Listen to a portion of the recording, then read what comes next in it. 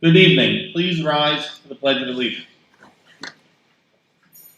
I pledge allegiance to the flag of the United States of America, and to the republic for which it stands, one nation, under God, indivisible, with liberty and justice for all. Good evening, everyone. We have a packed meeting tonight. We understand that we have a lot of people who are interested in this presentation, and for good reason. This is a very important moment, as Dr. Bernardo is going to give a very comprehensive presentation on the district's reopening plan.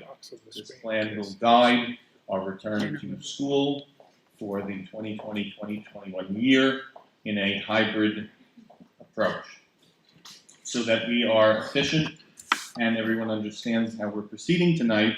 Dr. Bernardo will begin the PowerPoint presentation that I believe will answer a lot of the questions that are out there. We will then proceed by taking the questions that we receive from people that are in the Zoom waiting room.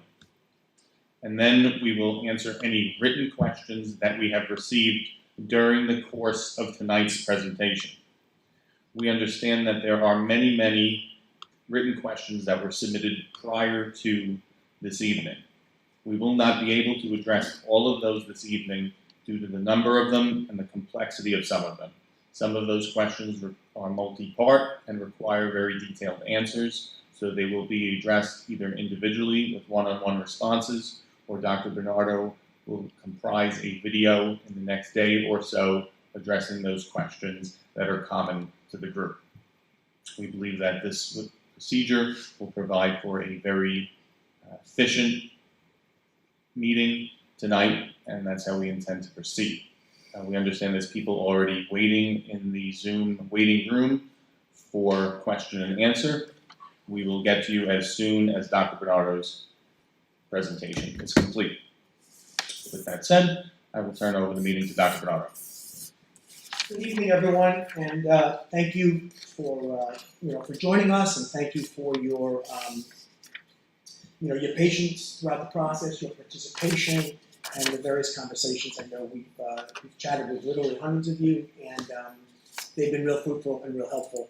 And so tonight we'll put a bow kind of on the package on where we are in terms of our return to school plans. We'll chat a little bit about them. Some of these things are very crisp and tight right now because they're exactly to regulation. Others are growing a little bit as we see how many people want certain types of instructions, and some of those things are fluid by the very nature of the decisions we're allowing people some time to make. So we'll chat more about that. The guiding principles in the PowerPoint.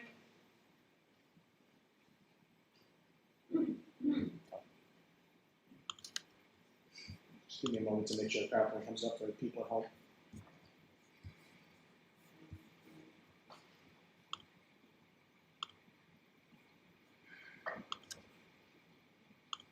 Apologize.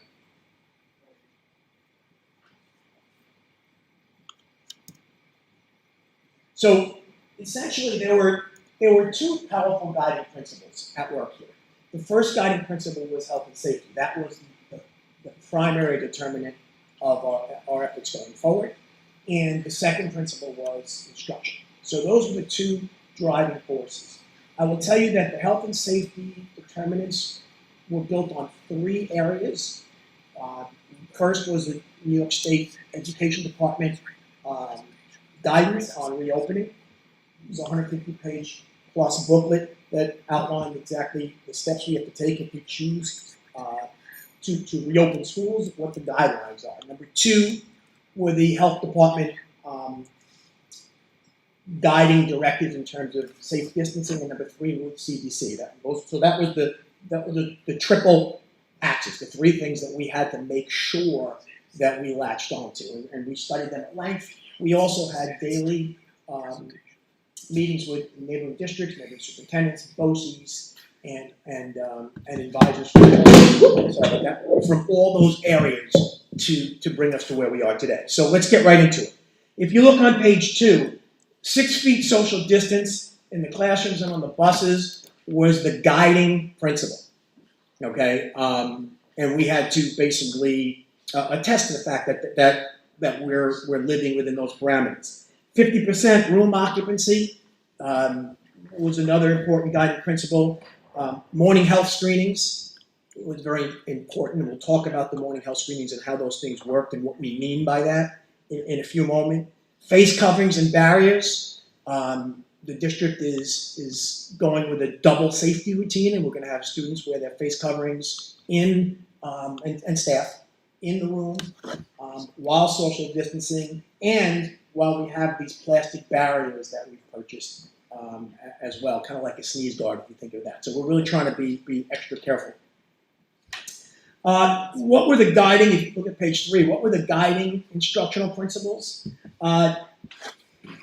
The thing we balanced every day was how can we get the most contact time, the most continuity, the most time between students and staff, and at the same time keeping those students and staff as healthy and safe as we can. So that was the constant balance. And, you know, the answers, they're very easy if you don't look at the other side of the equation on each one. So as we certainly chatted about all these, every time an idea would come up, there would be 2 or 3 contrary things that we had to consider right away. And that's what a healthy discussion is kind of weighing those things. So our goal was to use as much teacher contact time as we could within the parameters of health and safety to leverage technology. You know, we're blessed in that we've been moving in a one-to-one device situation. We'll talk about how we leverage technology to use a combination of live instruction and recorded instruction, of live instruction, and PowerPoint, of all those things together in the models. And so that was the goal. If you go to page 4, we continue on the guiding principles. Equity was key. Whatever we did, we had to make sure that we could reach all 6,000 students relatively equally. And that was real important. We also have to be willing to, and different districts are doing this in different ways with their public. We're not getting in an argument with our public. It's not what we're about. So we are giving instruction even to people who choose not to come back to the hybrid model for now. Whatever their reasons, they have someone elderly at home, whatever the case is, we understand that, and we want to work with them to do the right thing by their families, and we'll do the best we can within them. All right, so for someone who's not coming back to us, we're going to try to find out the way. We also have to be prepared to move very quickly between methods. One of the things the state required and we recognized is the need for us to be ready on a moment's notice to be all virtual, to be hybrid, to be back and forth based on circumstances. We've all had one incident or more in our families, right, where we got firsthand knowledge of how tenuous some of these, waiting for tests and some of these medical reports are. So we can go back and forth very, very quickly. That's a reality. The one thing we did very well here is we checked ideology at the door. In other words, should we be back, should we not be back? Should the governor, the president, all those things amalgamated, we were handed a deck of cards and said, get as many of your students and staff members back safely as you can and do the best you can instructing them. And that's what this board and this team, that was where our heads were. So page 5 brings you to our base instructional model, which is our hybrid model. Very quickly before we move forward, our population numbers and our square footage simply did not, at this point, make an every single elementary student in-person model possible. It just didn't. So we looked at our model, and the Board of Education tasked us to find the most amount of kids and staff members we could bring back safely within that model, and our numbers are around 50% right now. That's where we are. How does District X, Y, and Z do it? There are districts out there that at one point had 8,500 to 9,000 students and now have 5,000 students in their district. So it's a lot. You're ready-made for for bringing everybody back and having the extra classrooms. We're not in that situation, and we join about half of the Western Suffolk BOCES districts, our neighbors, in this 50% model. How does it work? It's predicated upon a two-teacher model. Okay, and this is real important because we put a great deal of time and energy in this model because we don't know how long it's going to go on for. I hope I'm back in a month telling you that there's a vaccine or whatever it is, and everybody's back. But short of that, we have to present to you, to the community, to our board, to our staff, right? We have to present to you all something that if it had to go on for an extended period of time, I can look parents, students, staff members, board members, administrators in the eye and say, it's a pretty good instructional shot that we've given our students. So that was the goal. So this hybrid model has 50% of our students in it. It's based on a dual teacher model at the elementary level. Let's start there. Group A students show up on Tuesday and Thursday. Group B students show up on Wednesday and Friday, and then we rotate to Mondays. Why do we pick Mondays? Because that's when the most school holidays seem to fall for whatever the reason. So we wanted to pick that safely, so we rotated. The elementary hybrid model, let's talk about it for a second. If Vito D'Elia is the classroom teacher, Vito D'Elia gets a roster of 24 students at the classroom teacher, or 20, 21, 18, whatever the number is of a regular roster number. And Vito gets a teaching partner. Okay, what we've done is, in addition to our all of our co-teachers that are already work in our dual teacher models in many cases, we've gone and secured the services of right now about 80 more certified staff members who are looking to become part of our district family on a temporary basis. And who knows, if things work out on a longer range basis, some of them, and they know that, which is really cool. And so Vito gets a teaching partner. And on Monday, well, I'm sorry, let's make it Tuesday. On Tuesday, Vito D'Elia has the first half of his class in, and they're working on pronouns in class. And the other 12, half, 10, 8, whatever the number is to make it about half, they're working at home with the teaching partner on what they did yesterday, the day before in class, which was pronouns. They're working on doing activities with the things that they got out of class the day before, on a series of Google Meets, on a series of audio and visual connections. So you're in class working with Dr. D'Elia or whoever your teacher is, and the other half is home working with the teaching partner, and then it flips.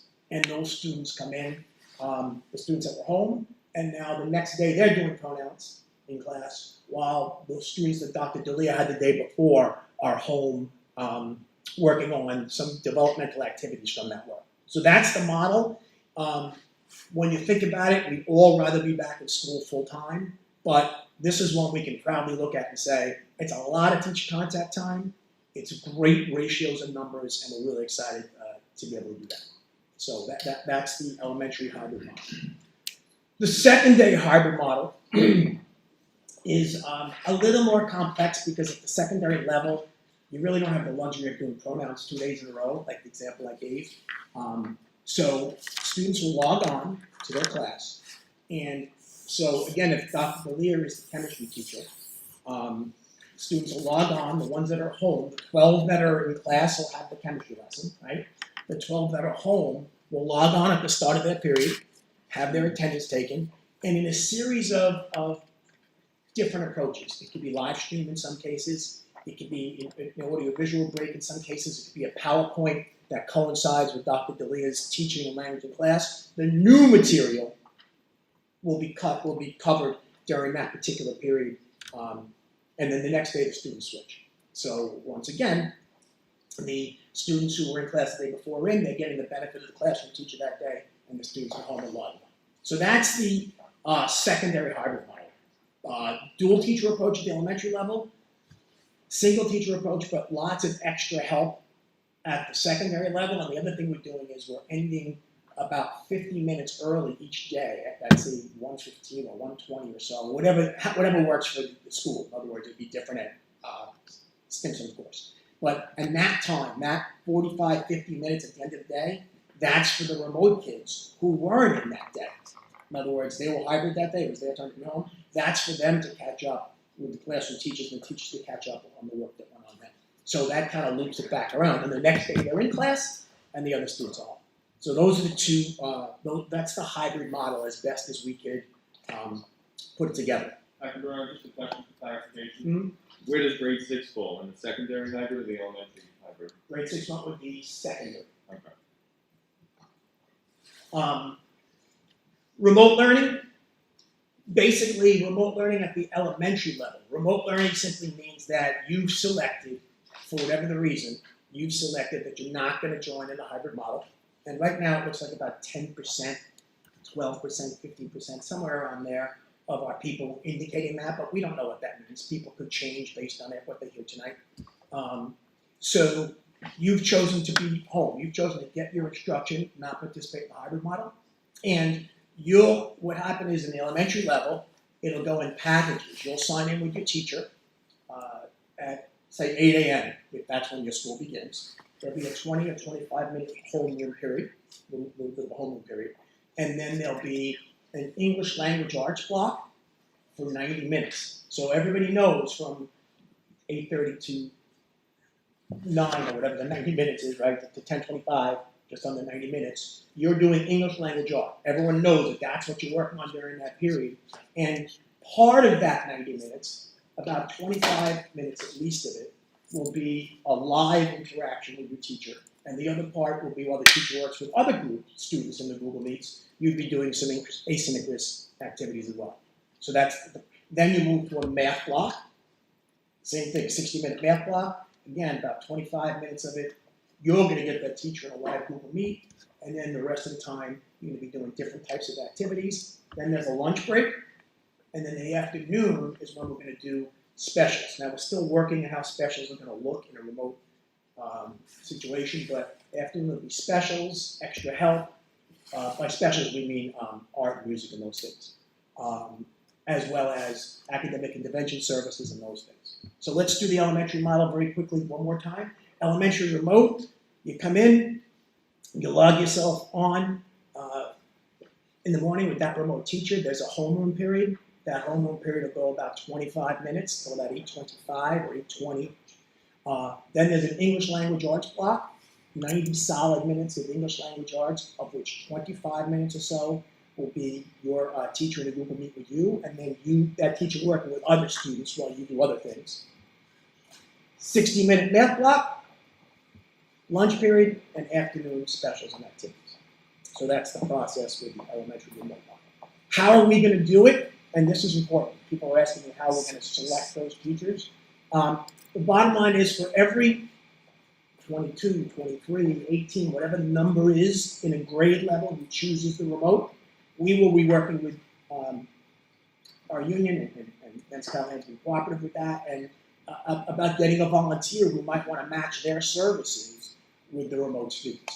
Right now, it doesn't look like we'll have more than one class unless something changes drastically per building, per grade level. So it's not like how you're going to pick them. If there are 21 students, that's the group in that block. If we have 45 for some reason, we would certainly go a group of 23 and a group of 22. We're not going to skimp on that in any way.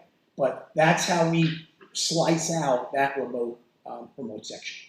Dr. Brewer, the program here that you've outlined, this is to be universally applied. It's not like individual teachers can depart from this, correct? No, our teachers have a lot of latitude, but not in terms of the schedule. They've agreed to work in terms of the 90 ELA block. How they do the ELA, we want that to be the teacher's approach. We don't want a cookie cutter us there. But certainly you're going to get the English language arts, you're going to get the homeroom, you're going to get the math block, you're going to have lunch at the same time. Yeah, we wanted to keep that pretty consistent.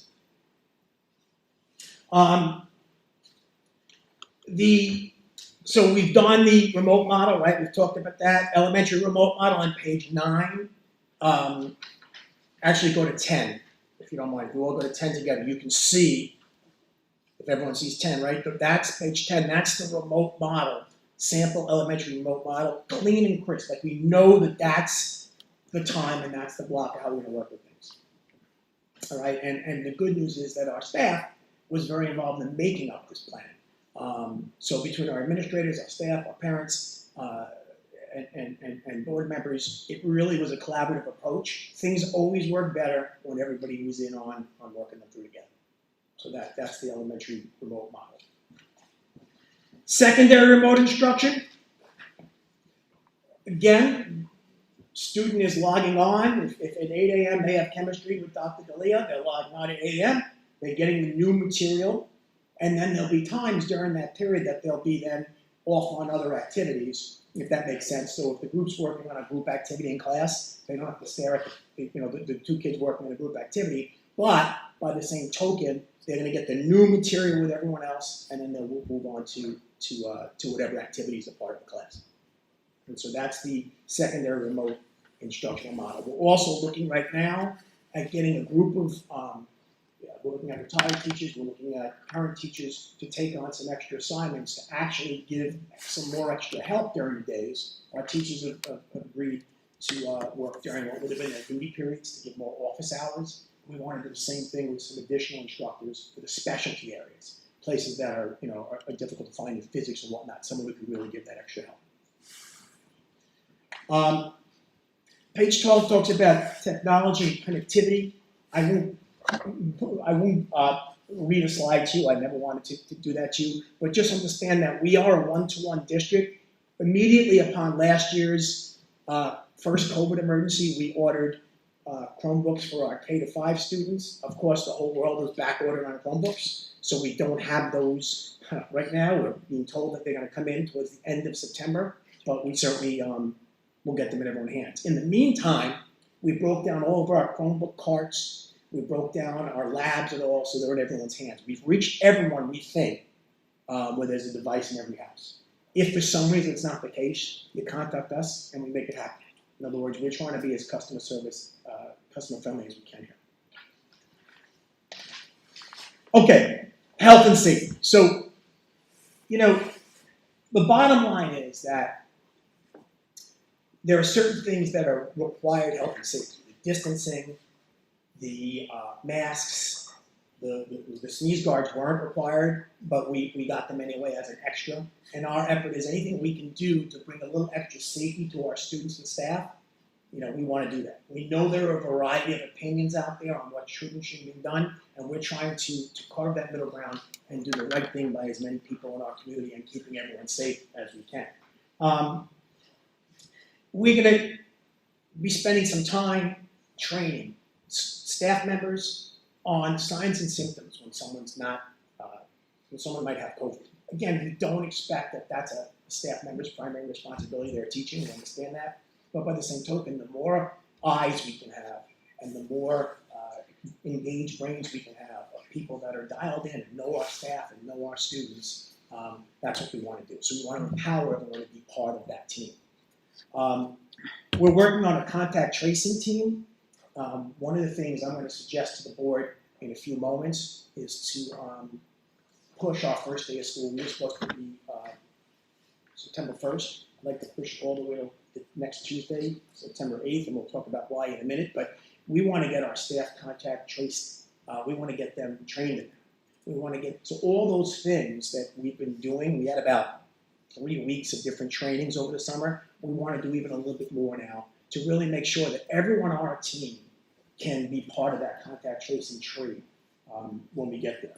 We're making, the governor has asked that we get very involved with recommending COVID testing sites and COVID testing people. So we're going to be very involved with Huntington Hospital, a direct connection to there. Their tests have been turning around relatively quickly. Can I guarantee they're going to be a COVID test is going to be turned around there in a day or two? No, but it is very possible and has been happening. So again, the governor kind of gave the impression we could do testing. That we can't do, nor would we ever overstep those bounds. But we certainly can point everyone in the right direction and be part of that, and we plan to. And are these given for students or staff? Are they given a priority over other patients that are testing there? Or?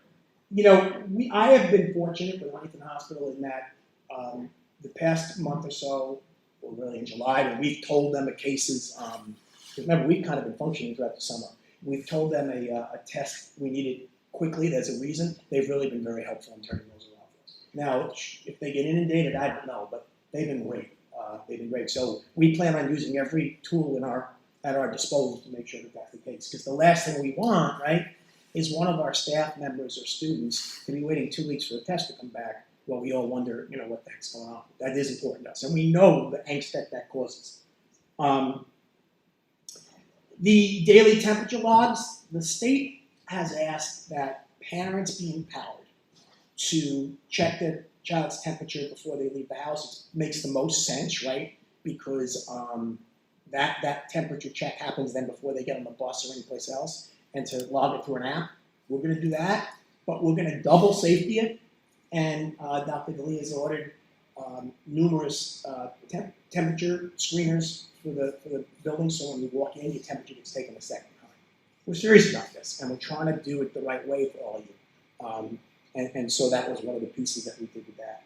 And then anyone who comes to the school, anyone who is a visitor, anyone who's dropping off an item, anyone who's refilling a vending machine, they all have to be screened when they walk in the same way. We're not leaving anything to chance with this. If you look on page 14, 14 basically talks about the face mask coverings, really important. Again, we are going to ask students and staff, we're going to require students and staff to be in these masks, and you'll see as soon as I finish here, it goes right back on, to be in these masks during instruction. We will take mask breaks, we'll talk about those in a minute. But again, anything we can do to keep A, everyone safe, and B, to not have to shut everything down the first time we have a worry, where we can kind of know that we've had masks on, so the infection tree maybe doesn't carry like that with the same weight. Anytime we can do that, we're going to. So what the masks enable us to do is they enable us to say that everyone in that room was masked up, plus had a sneeze guard, plus was 6 feet apart. So it actually helps us, if you can see, really with contact tracing. Because we did some tracing exercises, and as you can imagine, in a high school where a teacher might see 130 students, you can imagine that contact tracing shut down with a suspected case. And we'll talk about that. Multiple mask breaks. What do we mean by that? We are not mask break experts. So I've gotten from parents saying, how many mask breaks? What a mask break? We've been consulting with the health department and our friends in pediatrics, and they're giving us suggestions based on age-appropriate guidelines of how to do a mask break.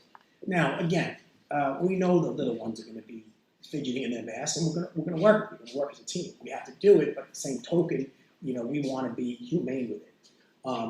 So when a sneeze guard is around the desk, it's not inappropriate, according to the doctors, for a moment's time, if no one's talking, to have the mask down and everyone be on a mask break simultaneously. We're going to work all those things into the process, all right? And no, it won't be left to chance. There'll be a routine, so we can kind of standardize these things enough so you have some comfort level. Okay, if you look at page 15, what are we doing to clean the place? Basically, the CDC-approved solution is Virex. It's an antiviral agent. We used to use it a lot during MRSA and meningitis and all those things when that was the worry 15, 20 years ago. Virex is CDC-approved, and most importantly, it's proven to be safe in schools, which is very, very important to us. In addition, the bleach solutions. Bleach is permitted in schools. In the proper water to bleach ratio, we're using those for the floors. We're using Virex for the hard surfaces.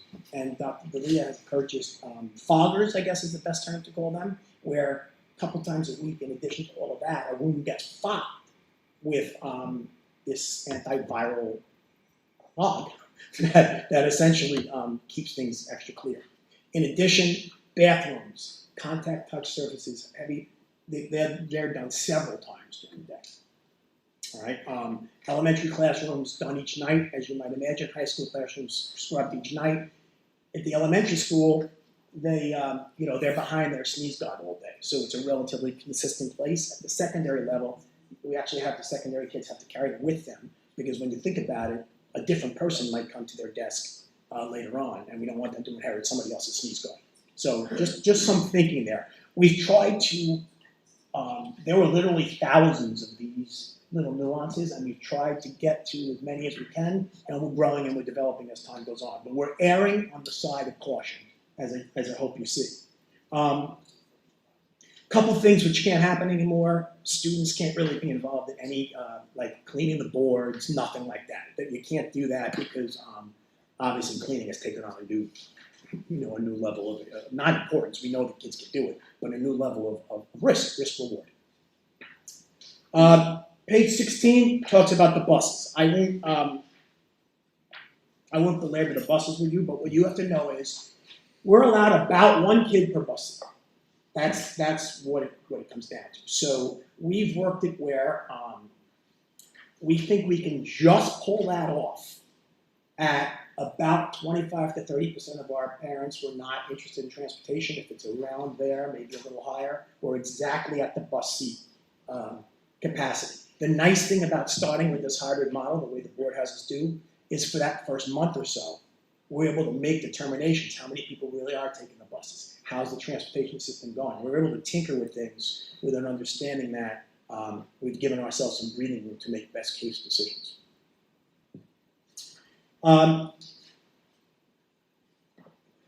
Students will be basically asked to stay in their seat with their masks on. Again, the bus driver will enforce it. We did not have a problem with this over the summer with summer school. It worked out, and our student population was incredibly cooperative. The bus drivers were comfortable handling it, and everybody knew this was the real deal. And we were trying to do the right thing by a lot of families and bringing their kids in. So the cooperation was outstanding. Again, in a couple of cases it doesn't happen. That's what you have us for, the ability to intercede with the family and to first try to educate them into making a change and then mandate them into making a change. And again, I don't envision that coming up all too often. Our parents are real respectful of our students of the work we're doing here to bring everybody back. So that's the social distancing on the bus. As you continue on page 18, and I'm moving quickly on purpose because I really want to hit the major points for you. We talk about surfaces, again, handrails, seats, steering wheels, anything on a bus that can be wiped down will be. Our transportation supervisor is certifying that this is done, as is our assistant superintendent for business. So we're going to have a double certification that this is done. Same with the classrooms. Double certification from not only the building principal, but from the director of facilities. So we're taking it seriously to the point where we are spot checking all these things. We know our people are going to do what they're supposed to do, but we also know that you're sending us your babies every day, and we have a responsibility to make sure they're taken care of and they're loved. And for those of you who teach for us, your loved ones are sending us their loved ones every day, and we have to take care of you. So this is being done with serious fidelity. All right, and if we appear really intense with it, it's because the stakes are high. Hand sanitizers. So basically, we're going to talk about food service and some of the hand sanitizer issues that go with it. In our class, most of the times eating will be done in the classrooms. All right, and I think it's important to understand that. We toyed with the idea of going into the cafeterias for larger meals and still social distancing everyone. But interestingly enough, when we did a tabletop exercise on contact tracing, there are another 100 students that have to be quarantined because of the cafeteria if we go in that direction for any case of COVID. So it just didn't make sense instructionally to do that. So classrooms, when we can get outside to eat, we're going to do that. When we can move kids and spread kids out to eat, we're going to do that. All of those things have been considered, and as long as the weather's nice, we're going to use all of them. Someone said to me before on a phone call, which of them are you doing? I said, all of them. Every single thing we can do to make this more palatable on our staff and our students and our families, we want to do that for you. So yes, we're going to have to eat in classrooms, and yes, we're going to have to eat in kind of large, smaller areas with fear of a large group contaminating too many people. But we're going to use everything in our toolkit to get them outside and get them spread out. Kitchen areas, food service continues 100%. All right, and nothing changes in terms of that. And all allergies, everything we always do, we've always done for you. All free and reduced lunch, it remains the same. We continue with nutrition. Page 20 basically just continues to discuss how everything cafeteria-wise, because we still have to cook there and whatnot, all of those things will be disinfected and wiped down regularly. 21, we move to social emotional models. Look, we know the stress that this is putting on families. We know that. It's putting on the children, it's putting on the parents, it's putting on the staff. We know that. And we also understand there's a great deal of social emotional help and extra love needed for our students. Ms. Barpillo's worked with her PPS team to ensure that our students are being evaluated early in the year for their social emotional needs. We've already had parents reach out to us extensively about some of their children, and we've already made arrangements. Some we've actually met with already, but others we're meeting with during the year. So if you need the support, if you need the protection, if you need the family, the school family to jump in, that's what we're there for. All right, we're not poo-pooing any of this as, oh, come on, get over it. We're not doing that. That's not what we're about. So, we're there. There'll be no judgment at all. Just like there's no judgment if you choose to stay home and not have your child participate in our hybrid instruction. There's no judgment. We want to do what works for your families. Building level support teams and guidance teams will be developing proactive approaches. In other words, we don't want to get in a situation where we're getting to students who have social emotional needs when it's too late. So there'll be upfront approaches to students and to their families. Special education on 23, this is critical. Nothing changes about special education or about English language arts or ESL education, with the exception of unless something just can't be done. In other words, the yardstick now from the state and from our own conscience is to do the best you can to deliver what you've always delivered in terms of the IEP and in terms of services. And then if for some reason something can't be done, you have to explain yourself as to why. And so we're committed to not having our special ed or ESL students or any advanced placement, any of our students, lose a year. That's not going to happen. So we're committed to that.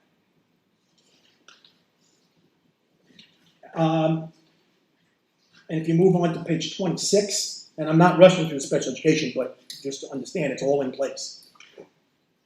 Athletics, I wish I had an answer for you. I've probably gotten 20 different athletic emails this week. We don't make those decisions. The New York State Athletic Council does. Right now, they've delayed their decision until September 21st on what they're going to do for the fall season. And then there's a feeling out there that they might push it off till the new year and try to go all 3 seasons in a row, January through June. We don't know that. We'll let you know as soon as we know. All right. Same with music. All right. Obviously, things like marching band, most of those seasons have been by the governing organizations have been canceled, not by us. And we're going to do what we can to give our students as much contact time as we can in those areas. But right now, there is no formal structure for them to participate in. However, regular clubs will do what we can, is the answer. I can't guarantee you that we can bring 50 kids in. We can't do those things. But we'll do what we can to give our students something to connect to get to feel that affect part of the school structure. So to summarize kind of on what we talked about, the next steps, what are we asking you? We know we went through a lot of information, and we're going to answer questions. We're going to do another video, probably 2 more this week. But what we're asking you is what you've heard about our hybrid model and what you've heard about our remote model. Tomorrow you'll get a survey, and the survey will simply say your name and are you participating in the remote or the hybrid. And this is real important. We don't need it back till Monday, so the week from yesterday, but we do need it back because that's what we're going to decide how many teachers go in each area. That's a critical number. And because of that, whatever you decide does have to stay to 10 weeks for each academic quarter. That really is important because we just can't hire and fire teachers and move people in and out. So you make your call. If you want to stay remote, we understand it. It would be for that 10-week period. And then we'll reevaluate. It's on us to figure something out at the end of 10 weeks. I hope that we're telling you all we're moving more people in. That would be a wonderful, wonderful idea. The board's going to reevaluate once a month on the amount of students we have in. They're very, they're very open-minded to flexibility. So we're closing no doors on any of this. So we're going to ask you by tomorrow to start making some decisions, hybrid or remote. We're going to then staff based on that and moving forward, and then try to get schedules out to the public within about 2 weeks. Gonna ask the board this evening if they would, when we get to new business, if they would entertain pushing off the first day of school for students till that Tuesday the 8th, I believe it is, right? Tuesday the 8th, because we're gonna need that time. I wanna put all of our people through a contact tracing routines. I also, we're waiting on some equipment. For example, we ordered the sneeze guards. Right after we ordered them, the company that told us they were 100% fire rated found that they weren't fire rated. So we had to unorder them and order different sneeze guards. So there are certain things that will be coming in during the month of September that the more time we buy ourselves, the better. We wouldn't go past it. Can you describe this? You don't go ahead. They are trifold, so they're going to come this way on each side, and they have a handle up top so they can be easily picked up, because the high school, the secondary students will be traveling with them, and so they'll be taking them home to get clean, and then we will be clean at the elementary level. They will be in the classroom each day, but they will be 5 to clean each night. Thank you. That was a good pickup, and like I said, the extra week gives us a little more time to get it in. And,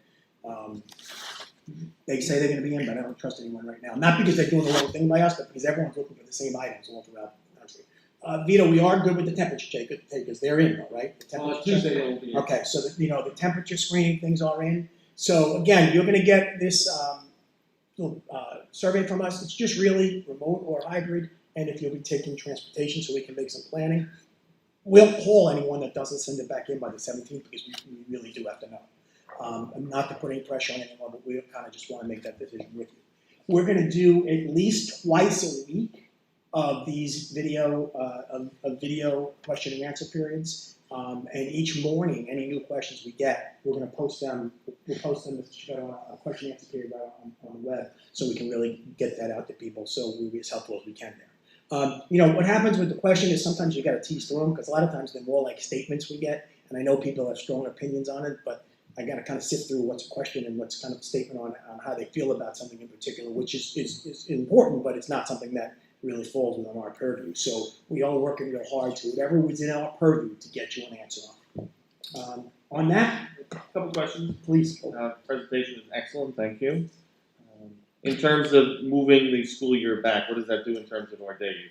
We should be more than enough. In other words, this district always works 3 or 4 more days more than the other districts. So we're allowed 176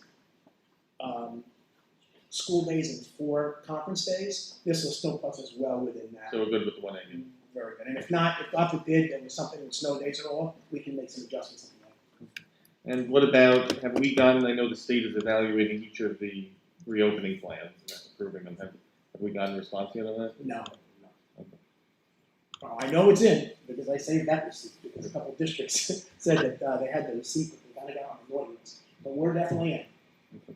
Before we open it up to the public, any more questions from the board?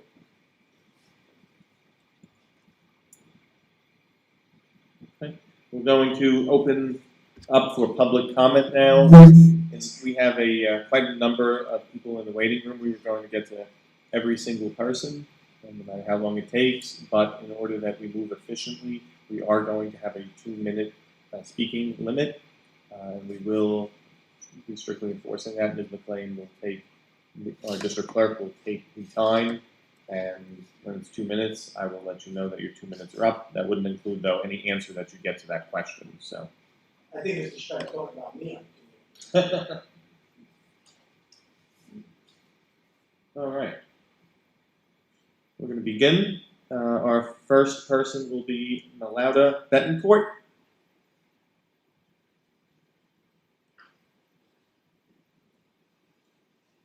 I wouldn't include, though, any answer that you get to that question. So, I think it's just trying to talk about me. All right. We're going to begin. Our first person will be Malauda Betancourt.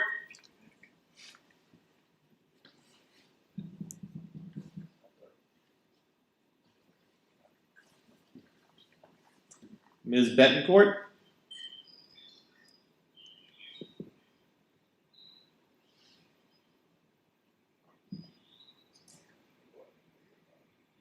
You and me. Yeah, she should be able to hear us, and she should be able to talk. She might not be there. She might have just like left her computer.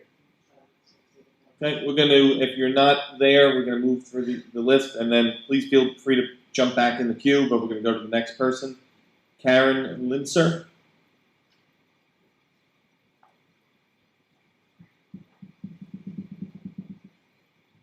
I'll give you a thumbs up if we can hear you. I'm not going to speak because sometimes when two people are speaking, the sound gets jumbled.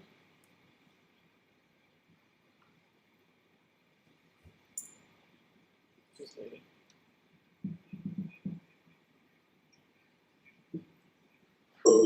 Next person. Karen Linser.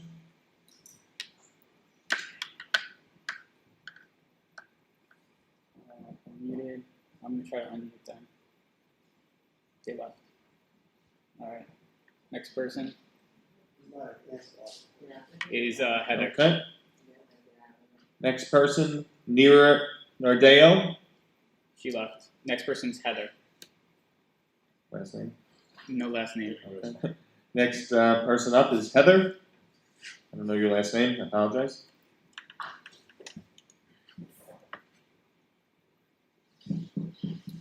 Alright.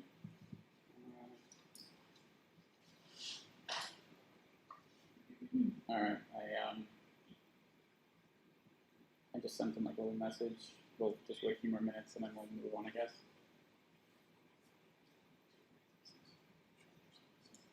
Or what's the email address in case?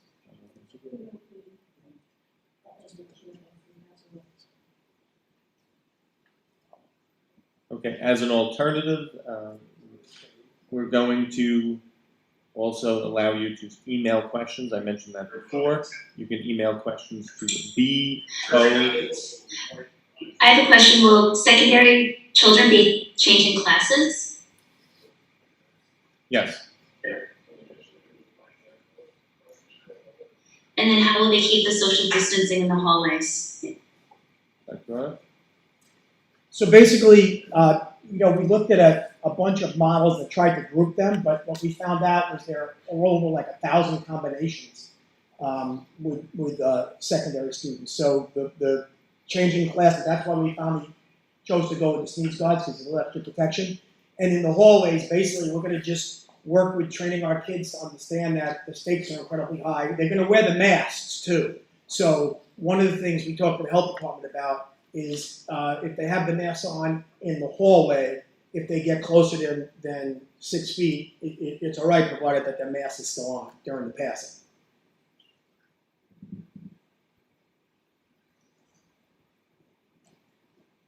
Anything further? Thank you. As I was just saying before, if you're having difficulty with the Zoom and you want to read a statement or a question, you can email boe@shufsd.org and we'll answer those as they come in. Thank you. Thank you. All right. Mike Esme. Mike Esme.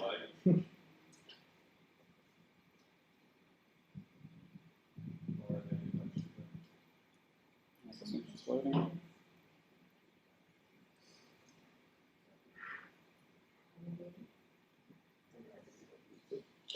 This is a question from Amara Hardy. I work full-time. We'll be working from home, but there will be times that I will have to be on Zoom conference calls. Can you hear me okay? Yes, Mr. Eisner, go ahead. Thank you.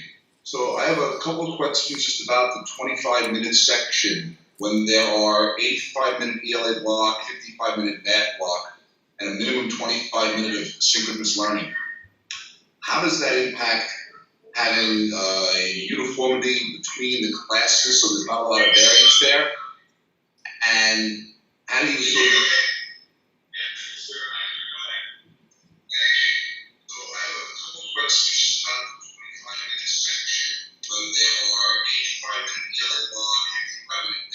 He's playing the video in the background. There's a lag with the YouTube video. That's what's happening. Mr. Isaac, can you hear me?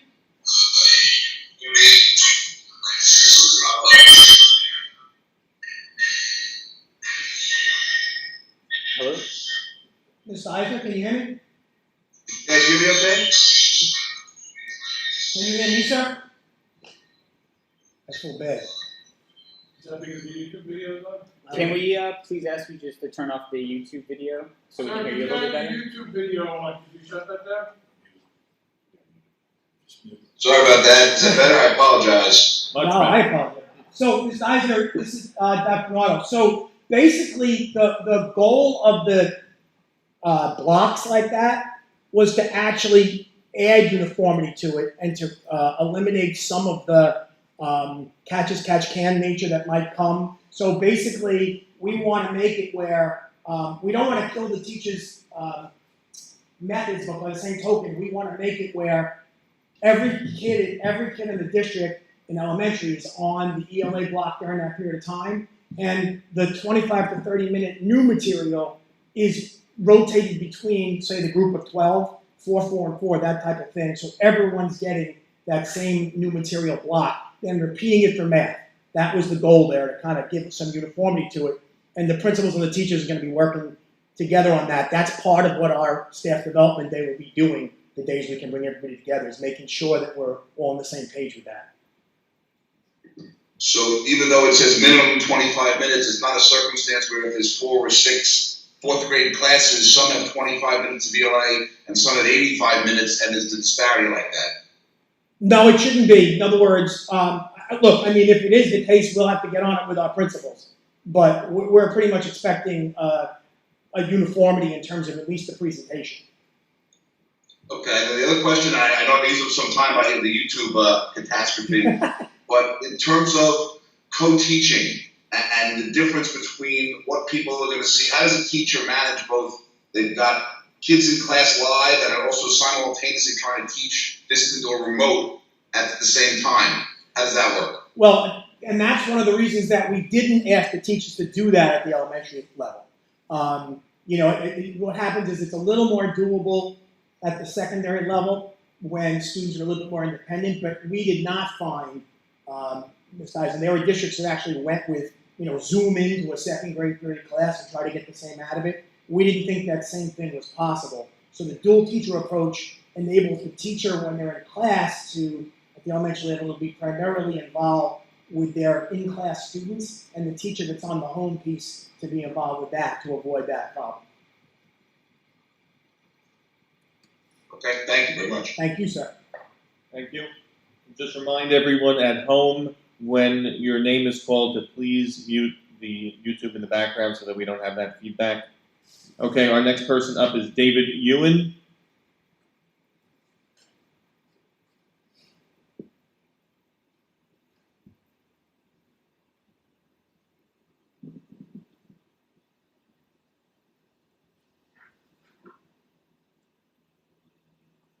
You hear us, Mr. Ewan? You can go ahead and flag.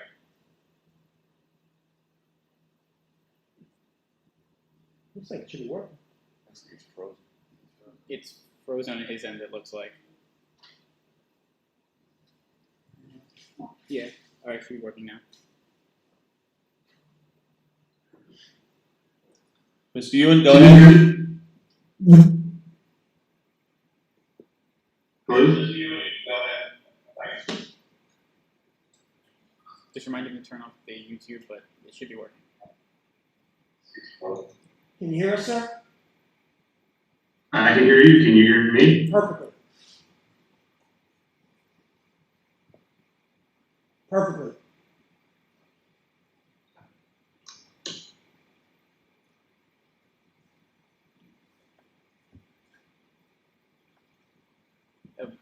Yeah, it should be working. Go ahead, sir. I'm speaking. Can you hear me? Now we can, yeah. Okay. Yeah, I would just give commentary that the way that this meeting is being ran and how it's working is giving me concern about what to expect for our students in the fall, particularly our young students. And I guess I'm just curious to understand what was considered or what analysis was done in determining, the hybrid solution for each grade level. You mentioned earlier that we're going to educate our students for the higher grades to socially distance in the hall. it's been a while since I've been a high school student, but I didn't anticipate that being something extremely difficult to manage. And really just curious as to, with having the high school teachers having to split between students in the classroom and students that are remote, I guess what really drove the decision there, as opposed to, I guess, another approach where we might be able to leverage our real estate differently. Well, what drove the approach there, as Dr. Bernardo said, was the overriding consideration was 6 feet social distance in each classroom. And that really limited the maximum number of students that we could put in each class. We have a very steady population in this district. We don't have declining enrollment, and we use pretty much all of our classrooms that are in our district. So essentially, we could only get half of each classroom students in at any one time. That would be our maximum occupancy with 6 feet social distance. Yeah, I understand that, but it doesn't sound like social distancing will work in the high school hallways. And so it just seems like a missed opportunity for the younger students, right? So that's my feedback. Okay. I was just curious as to, what information was used to drive the strategy outside of just space alone. Well, they'll be wearing their masks in the hallways, and I think that also they're going to open up the doors at the high school, correct? So that people will be able to walk outside, during nice weather, or not so nice weather. So that increases I think they're also increasing the passing time. So those type of things will alleviate the clutter in the hallways. Understood. I don't want to take up too much more of the board's time. I just do want to go on record with stating that I am against the delay in starting school, especially considering the fact that our students will not be receiving the same education that they were the previous year. I think that we need to ensure that our students have every opportunity to be in school as much as possible this year. Okay, thank you for your comment. Understood. Valid point of view.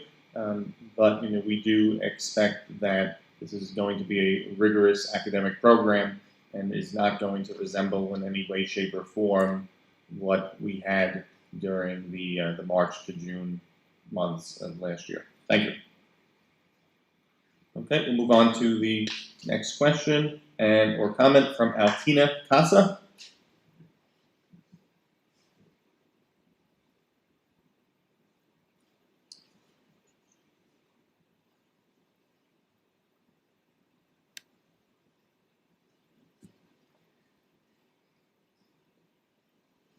Ms. Casa, you can begin.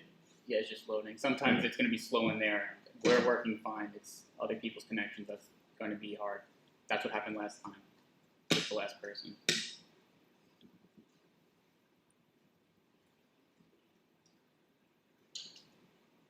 Yeah, she's just connecting to audio. Just taking a while from her end.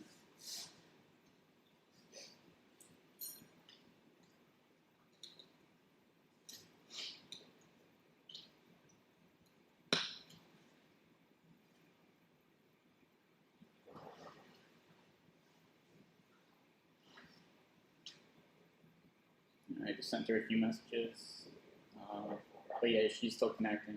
It may be a poor area where she is with connection. Can we move on to somebody else?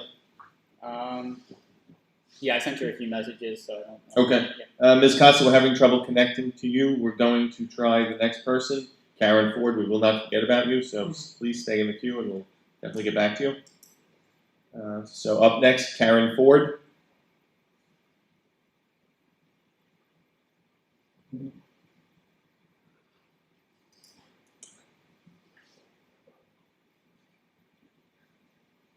Alright, so that one's just loading.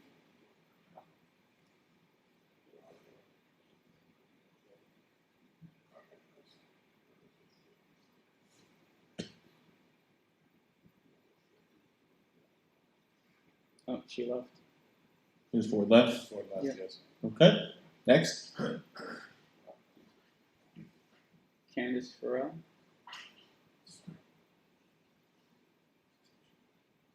Alright, it's loading.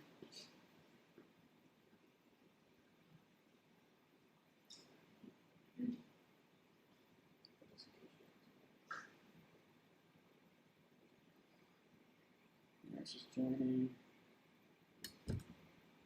She left too. Okay. Alright. Elizabeth.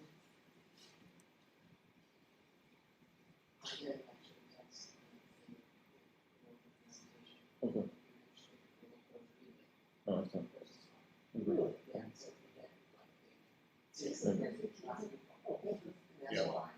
That's fine. Wait. Yeah, a lot of people left right after. Good. Elizabeth McGuire.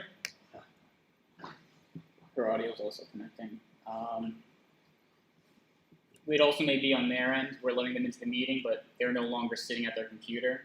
So we Okay. just kind of like let it run in the background because in order for them to be in the meeting, they have to also accept and open up the audio.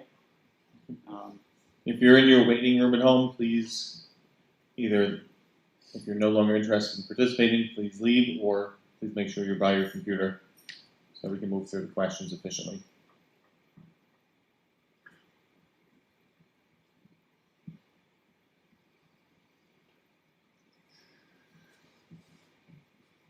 Should I? Let's go to the next one, I guess.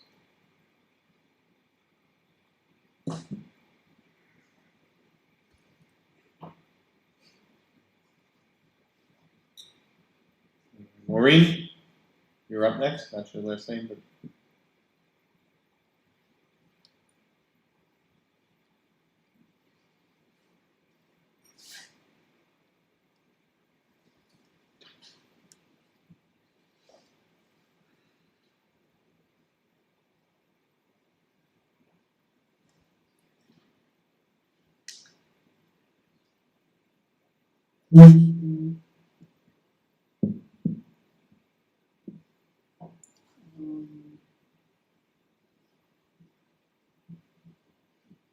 I sent her a message, see if she's still there. okay.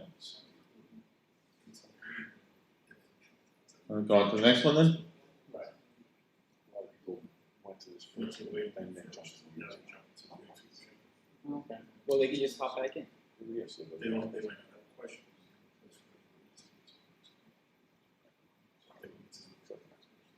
Oh yeah, she left. Okay. All right, let's try the next one.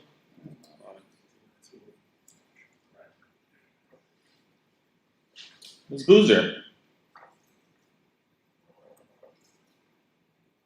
Can you hear us? Alright, I asked her to unmute herself.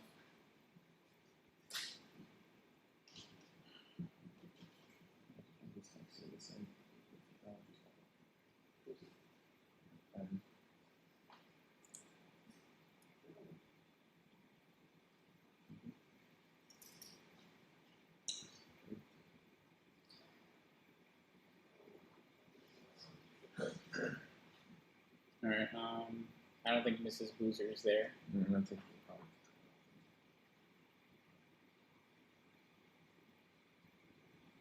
I don't know. I'm actually getting texts from people that saying they didn't need to be in that room. Oh, okay.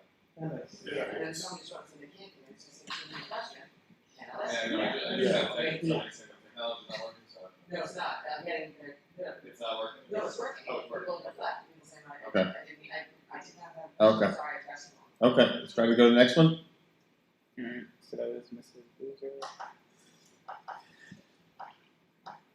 You know, we're people are in the waiting room, so we're not sure if they're there accidentally or if they actually want to ask a question or you're having difficulty connecting. So as I mentioned before, as an alternative, you can email our district clerk and the Board of Education at boe@shufsd.org or send a text. Oh, all right, we have Marissa Lucrezia. Are you on the line?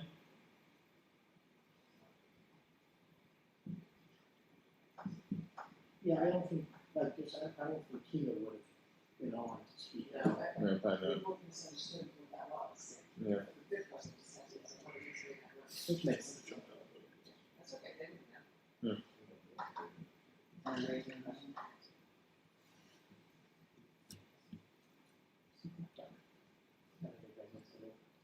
Anybody else? Answer the questions here. I would move on to the I next think one. we're comfortable we'll answer the questions. Do you want? Sorry, I don't mean to interrupt. Do you want me to just let everybody in, and then if who's ever there will just raise their hand virtually? No. Or we didn't? Doesn't seem any, I don't want to add disorganization to something that's not working technologically. So, go ahead. Laura's got a question. Please. Is Stimson having abbreviated periods being dismissed at 1:10? So all of the buildings are having abbreviated periods in the secondary level and being dismissed 50 minutes before what would have been the typical close of the school day for the virtual period at the end of the day. So what does Stimson normally end at? Is every two? 50 minutes earlier than whatever the normal closing time is for each building, because we're going to have that one period of remote time to connect the students that were home that day. So yeah, so just go whatever your time is and take 50 minutes off of it. Right? Next question. Is Stimson eating in a cafe or classrooms? Stimson will be eating, they'll all be eating in some type of smaller settings. Again, if there's a classroom available, it could be a smaller room, but some type of smaller settings. We're not going to put hundreds of people in the cafeteria. Because what happened, just to let you know what happened with that, is that we planned to do it to give the kids a little more socialization. And then when we table-topped, when we did an exercise with one middle schooler, it was another 150 children that had to quarantine in a suspected case because of that. So we didn't think the lunch period was worth that. Yes, the last question. This is, will Southampton Union Free School District staff for certain be teaching in remote periods? So Southampton State, we're going to look for volunteers to teach the remote periods. And in many cases, if we have a volunteer, it'll work out perfectly. We can't guarantee that there's A, going to be a volunteer, or B, going to be a need at that particular grade level, but they're going to have the same opportunity as everyone else, yes. Well, it's fine, it's right there. This is easy, yeah. Okay. Dear Southampton BOE, I am a teacher in Nassau County School District.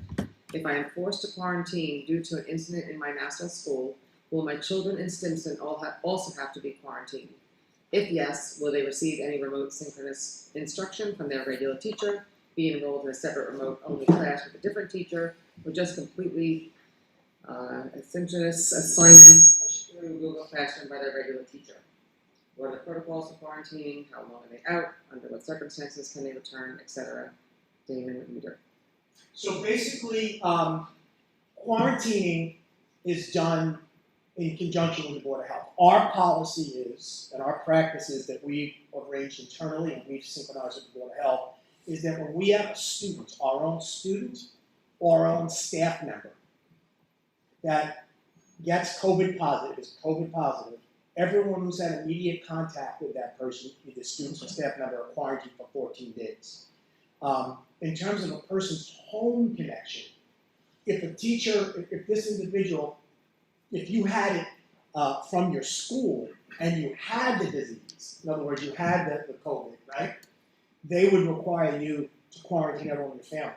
But if you're simply quarantined, waiting because someone else has it, does that make sense? If you're a secondary quarantine, in other words, you're quarantining because someone else in your school had it, your people around you don't have to quarantine as well, if that makes sense. So you have to quarantine when you're in direct contact with someone who has it. You don't have to quarantine when you're in contact with someone who's quarantined. If that makes sense. I know way more about quarantining than I ever thought. Any more in the waiting room? Oh, is there a Meyer? Ms. Meyer, can you hear us?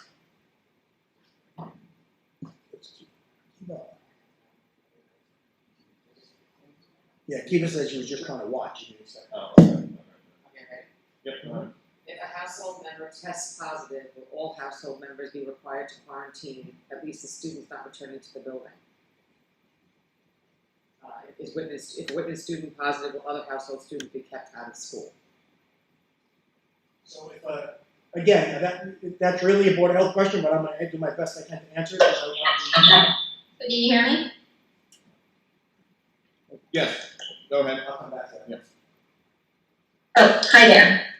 First, thank you to all of our administrators, staff, building personnel for everything that you are doing to create a safe reopening plan for our district. It is certainly appreciated, all of your hard work. And my question is, in order to start the year in as good a shape as possible, can we consider requiring everyone who intends to be in the building, staff and parents on behalf of any minors, to sign some kind of digital attestation saying that they have not traveled to the state on the quarantine list within 14 days of our intended start of school date? And if they have, that they will abide by the quarantine restrictions, even if that means missing the first day or few days of school.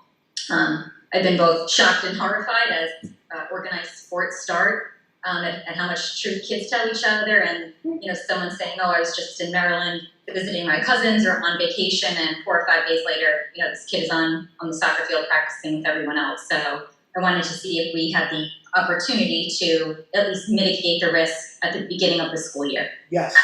Yeah, we're going to do that. Did you hear that, Aaron? Yes, is the answer, and that's part of our protocols for return to school. Did you hear it? She's muted. She muted herself. She muted herself. I'm sorry, I was hearing the echo. I Yes. apologize. So the answer is yes, and that is part of our protocols for return, yes, for everyone. Thank you. No, that's an easy one. I have a next question here. Yeah, hold on, Mark. Oh, so yours is which one? If the student is positive, or other household students be kept out of school. So if one family member is positive, or the whole family has to be quarantined, Yes. as a whole school. Yes. What are we using for incubation period to determine quarantines? So the student has positive on a Thursday, are we contact tracing back 2, 5, 7, 14 days? Are we quarantining everyone in that period? We're quarantining 14 days is our process from time of last contact.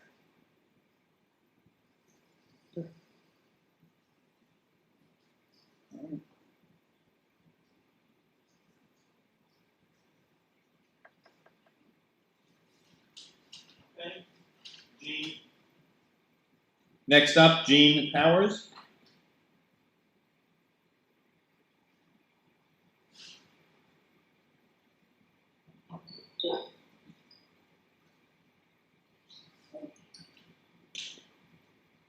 Can you hear us this house? Oh, yes, sorry. No problem. I was just trying to find out how we were going to. Next up, Jean Powers. Yes, can you hear me? Yes, if you can please mute the YouTube video. Hello? Yes, perfectly. Sorry. So I was just wondering, my husband and I are trying to arrange for aftercare, before care, and the days that she's not in remote learning. How are you going to separate the children into the groups? How are you dividing them up so that we can kind of think about what days she was in care? So, elementary-wise, I think we're talking about elementary because you're talking about childcare, right? Elementary-wise, we're going to take, depending on who decides not to participate in the hybrid instruction, we'll then split the alphabet really very close to down the middle, with A through whatever the letter is, we'll read you to the middle based on the number on the Tuesday, Thursday, and then the other one on Wednesday, Friday. But we will absolutely work with you if for some reason, we're trying to work with families if for some reason swap them out with someone else if it helps. Okay, thank you so No, much. that Helps should- a lot. Don't let that be a worry. We'll figure it out. Okay, thank you very much. My pleasure.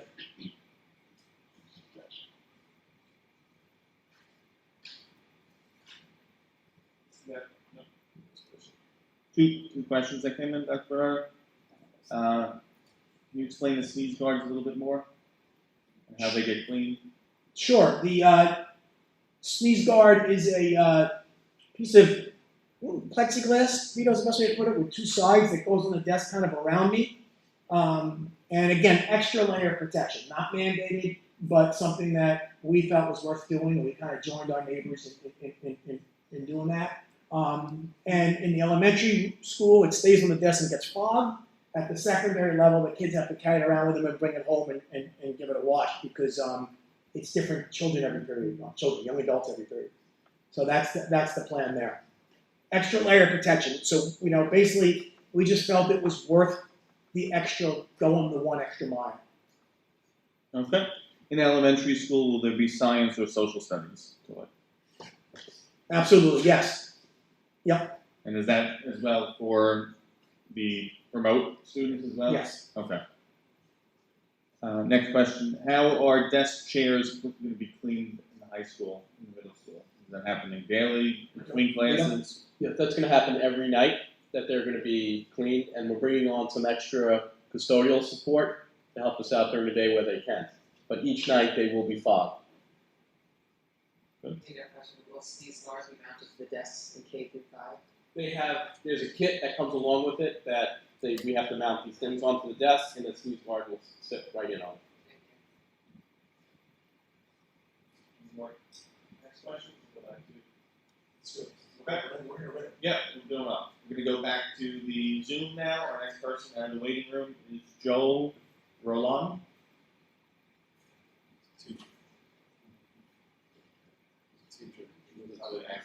Yeah.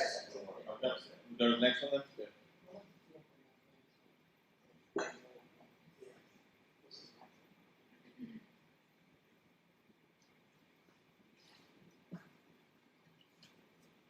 We don't know the name for this one. I think we answered that. Between periods, everything's clean. No. We can't, you can't come into we're not going into the rooms into each period. Each day. Each day, yes, but not into each period. That's why we have the traffic guards and the masks for that. Okay, next up is Mr. Galaxy. Ms. Galaxy. I already have a name. So. Alright, ask them to unmute themselves. Okay. We're connected now. They just need to unmute themselves. Hello?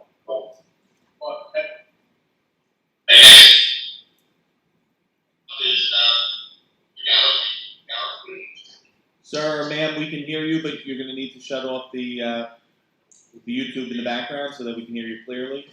Hello? Hello. Yes, ma'am, go ahead. Hi. So I have two questions.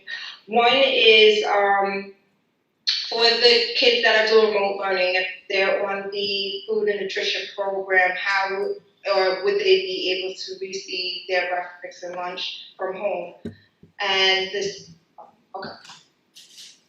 I'll take that one. We are going to set up we're not sure which locations as of yet, but there will be locations that they could drive up and do the grab and go that was done during the summer. We're going to set something up very similar to that during the school year for remote students that require the service.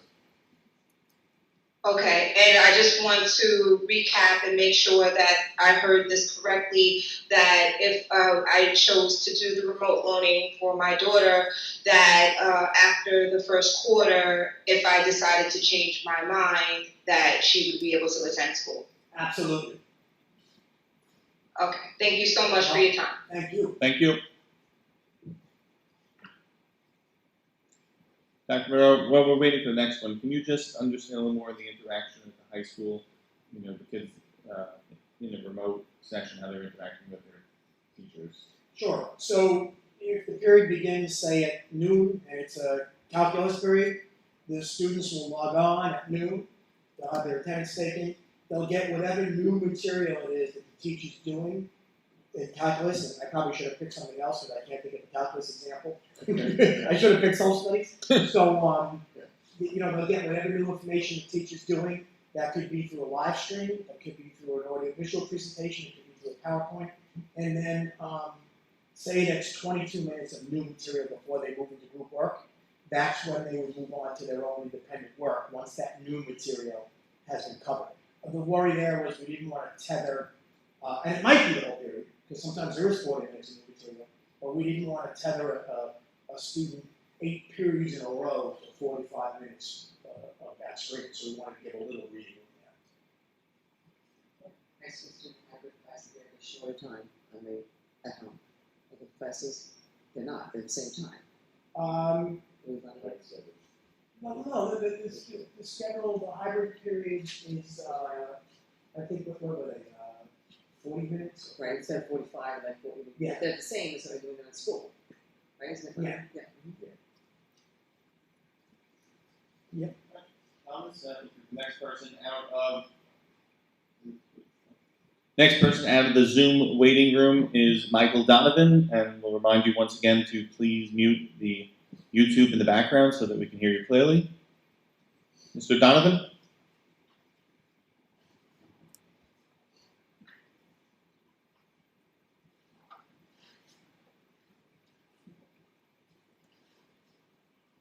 Hi, sir. Go ahead. We see you.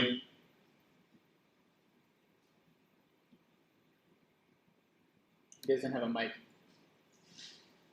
Did he mute himself, or he doesn't have a mic? No, we can only see him, but I don't think there's a mic on his laptop. It's not coming up here on my end. I can't visually see a mic. Normally I can see a mic, but Sir, we can see you, but we can't hear you, and we suspect that's because there is not a mic on the device that you're using. I'm not sure whether that's correct or not. If it is correct, you can email us any comment or question to boe@shufsd.org. Can you hear what I'm saying? Give me a thumbs up if you can.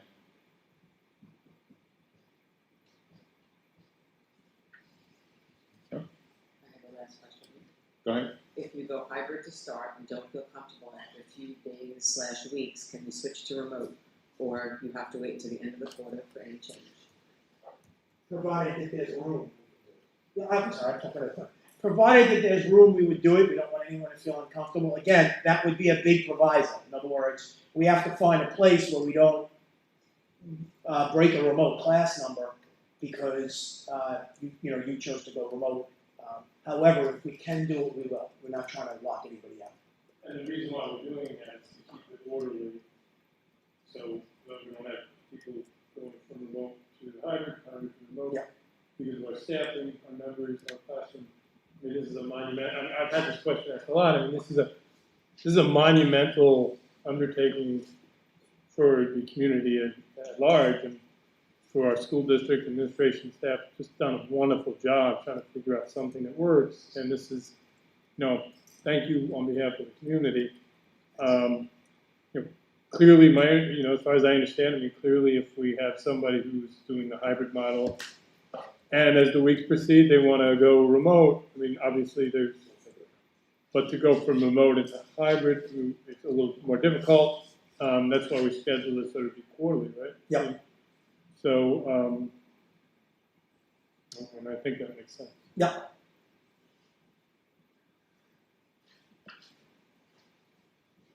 Okay, we'll take the next person. Sorry, I'm in the chat with him right now. His question's about temperature screening. Okay, there's a question on temperature screening from Mr. Donovan. Go ahead. Well, he doesn't have a mic. Oh wait.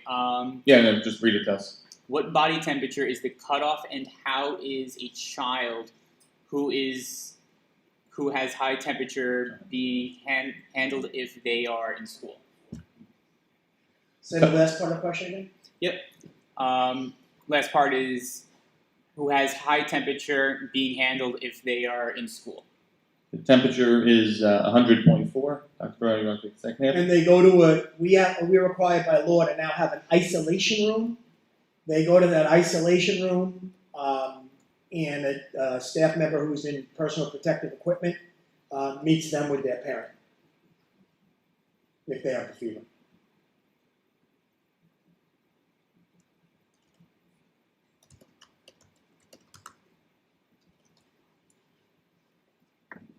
Okay, you can let the next person, once you're ready, into the waiting room, or out of the waiting room. Okay.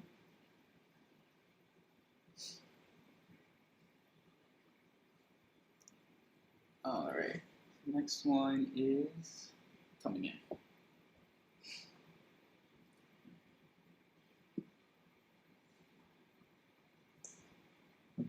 Okay, ma'am, I've got your first name as Helen. I didn't see your last name, but you can ask your question.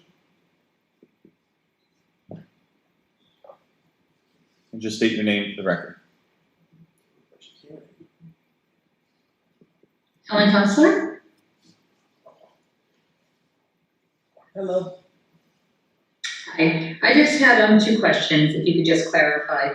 One, will the children in the upper grades, will they have access to their lockers?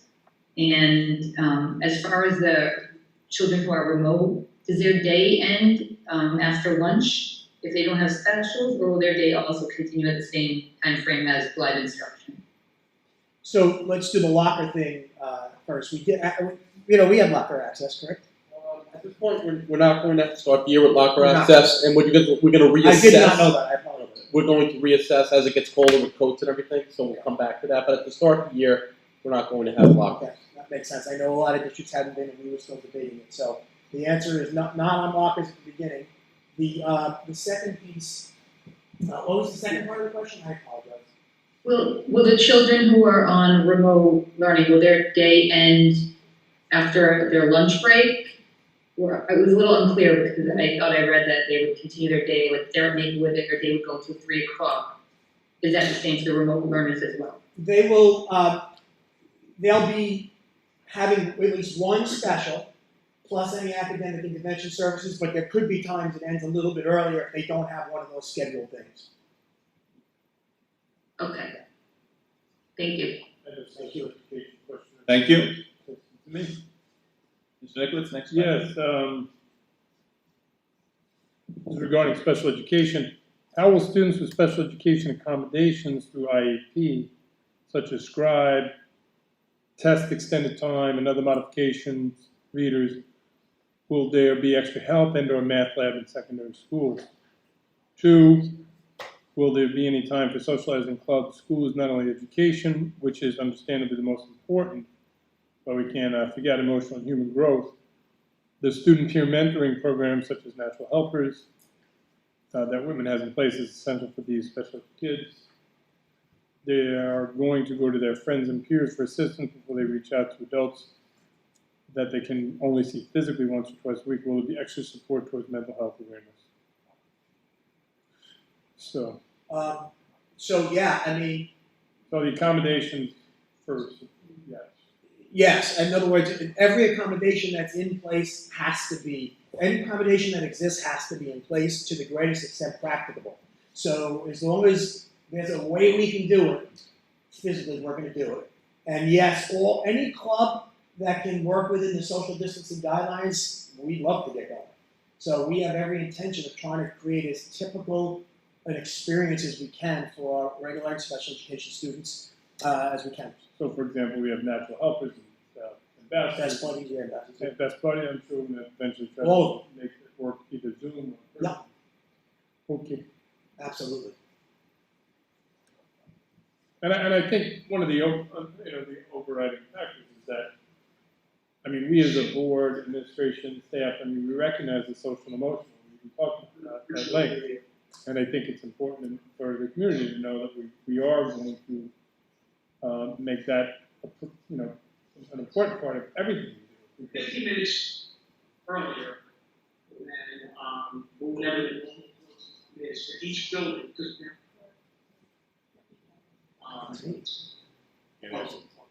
We next have out of the waiting room, April Henry. Ms. Henry, if you can mute your background, we're getting reverberation and a little delayed reaction.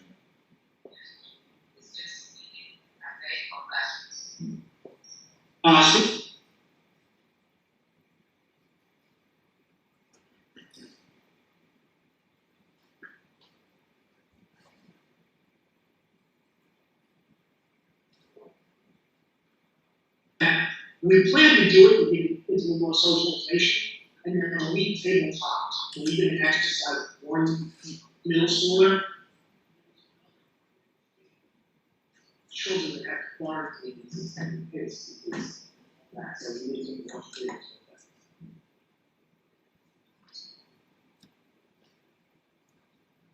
Ms. Henry, you can go ahead. Volunteers to teach remote Yes. periods, and in many cases we have volunteers. You just mute your background on the YouTube so we can hear you.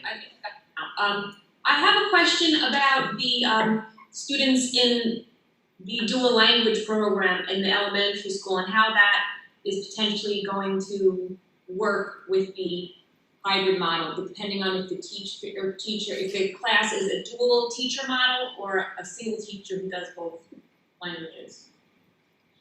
The answer is yes in both cases, but we're going to have to, in many cases, it'll be split a little bit differently because we're committed to maintaining that dual language approach even on hybrid is the answer. So it's going to be you hit it on the head though. It's going to be a little different look for each one, but we're committed to continuing. Okay, thank you. No, that's important. Excellent question. Thank you. Yeah.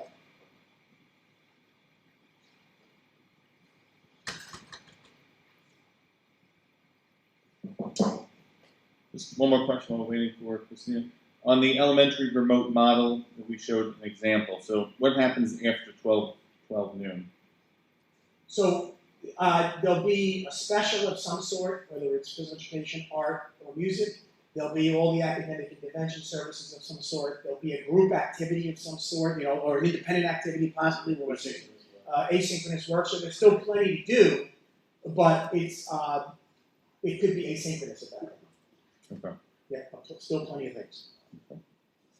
All right, bringing out of the weight room, Christina. Christina, I remind you to please mute your background YouTube so we can avoid the reverberation and feedback and hear you nice and clear so we can get you an answer.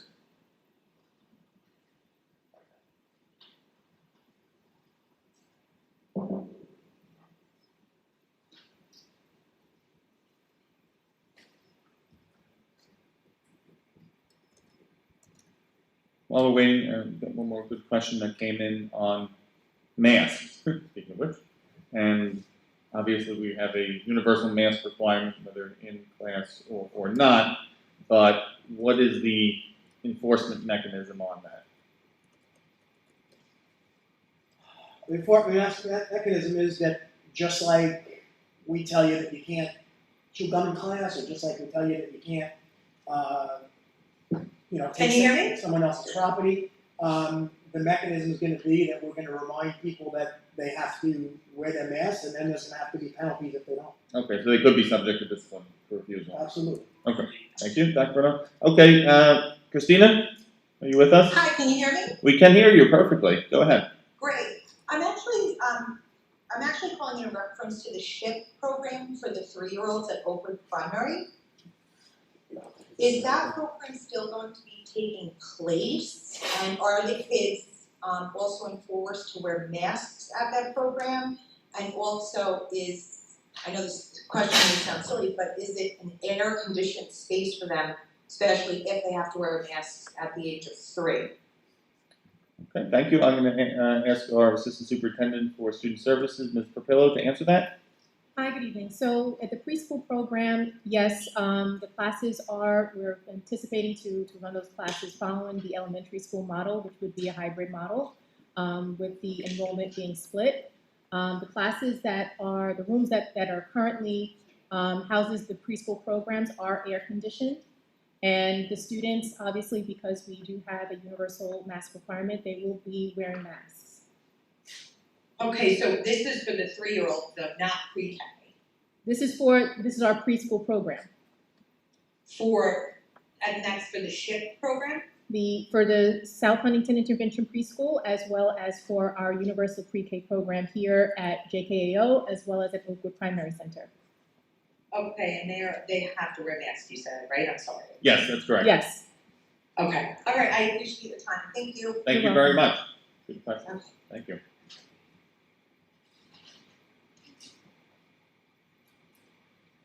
Okay, the next person to come out of the weight room is Stella Rodriguez. Ms. Rodriguez, reminder once again, please mute your YouTube video so that we can have a nice, clear communication. We're ready when you are. Hi, can you hear me? Perfectly. Okay, great. I have 2 questions. My first one is, if many of the remote children, after the 10 weeks I believe you said was allotted, decide to go to hybrid, how might that affect the numbers and the social distancing in the group A and the group B that start out in September? Well, the 6 feet is the 6 feet. That's gonna remain the same no matter what. So increasing the class number, or increasing the group size in group A and group B won't affect anything in the classrooms? No, will not, because we are planning right now as if we're going to have 50% of the students in, and so within the district right now, we can fit 50% of our student population with the 6 feet of social distancing. Okay, great. And my second question was, at what point will we know, I don't know if you have an exact date yet, what group our children will be in, so then we can make childcare arrangements for those days we need when they have remote learning? We'll have that answer for really by early next week, because basically, even though you might not have a class yet, we'll be able to say A through L is definitely Tuesday, Thursday. You know what I'm saying? We'll be able to have that generality clearly done by early next week. Okay, thank you so much for all that you do for the school. We really appreciate it. Well, thank you. Thank you, Ms. Rodriguez.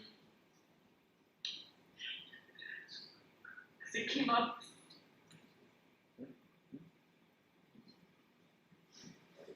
Okay, next person out of the weight room is Emma Creighton. Ms. Creighton, we're ready when you are. Please mute your YouTube.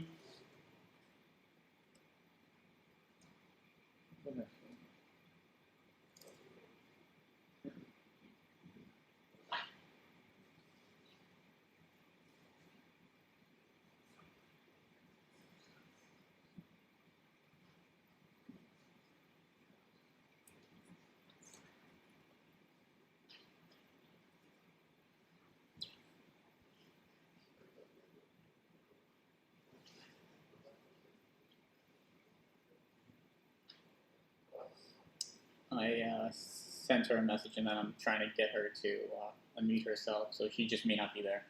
Okay, we can go to the next one. If you have somebody, just another question came in on masks, who's going to enforce them? I assume anyone can enforce that, you know, any teachers, administrators, or whoever.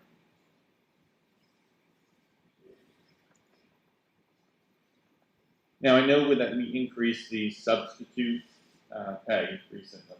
In what circumstances are we going to actually use those substitute teachers? So we're gonna use it in full force in every school. These permanent subs you're referring to are certified teachers, and they're going to be teamed and paired, throughout the district, and working with specific teachers. That basically ties into Dr. Bernardo's reference to the two-teacher model, which increases our contact time with kids and increases our teacher-staff the student ratio. And would we have daily substitutes under? Is there a need for daily substitutes anymore, or no? There could be. It could be, in person. Okay. Yeah. I'm going to take next question out of Zoom from Mr. Chromebook. We are ready when you are. I just sent them a message, Okay. and I'm sending them another message to unmute themselves.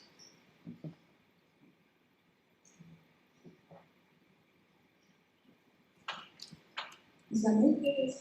Being a parent of 2 kids in the district who are asthmatic, can I be confident that in-school learning would be safe?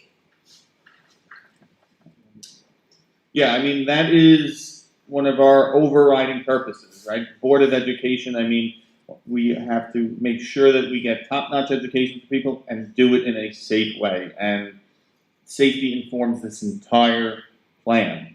Is there a guarantee on anything? No, of course not. I mean, there's so much preparation that we've done in response to that. And that's really why we're going above and beyond with everything that we've done in the plan. The governor has sent out through the Department of Health 150 pages of guidance. We are complying with all 150 pages of that. But that guidance was just the floor, right? It didn't set the ceiling. So we can go above and beyond that and institute even greater requirements. And that's what we've done in a number of areas, specifically with respect to the temperature checks and with our universal mask policy. Now, if it helps, I would send my baby. I would send mine. I know, I heard the parent in your voice, and I'm thinking the same thing. I would send mine. I know I would. I'm sorry, I couldn't hear the last part. I said the answer. Parent to parent, I would send mine. my child. I promise you. we're not- That's really good to hear. And one more quick question, will each school have a school nurse on site? Yes, At least one. we always have that normally, so. Okay, perfect. Thank you. Well, thank you. You're welcome. All right, be safe. Thank you. No.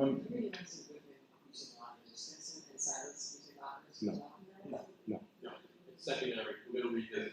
And one more question, will each Okay, we have, we're taking another person out of the weight room. We have Susan Jastrzebski. Hopefully I got that name right. It was a difficult one. I ask that you please mute your YouTube in the background because we're hearing the feedback on that end. So if you can please mute your YouTube so that we can have a nice, clear conversation.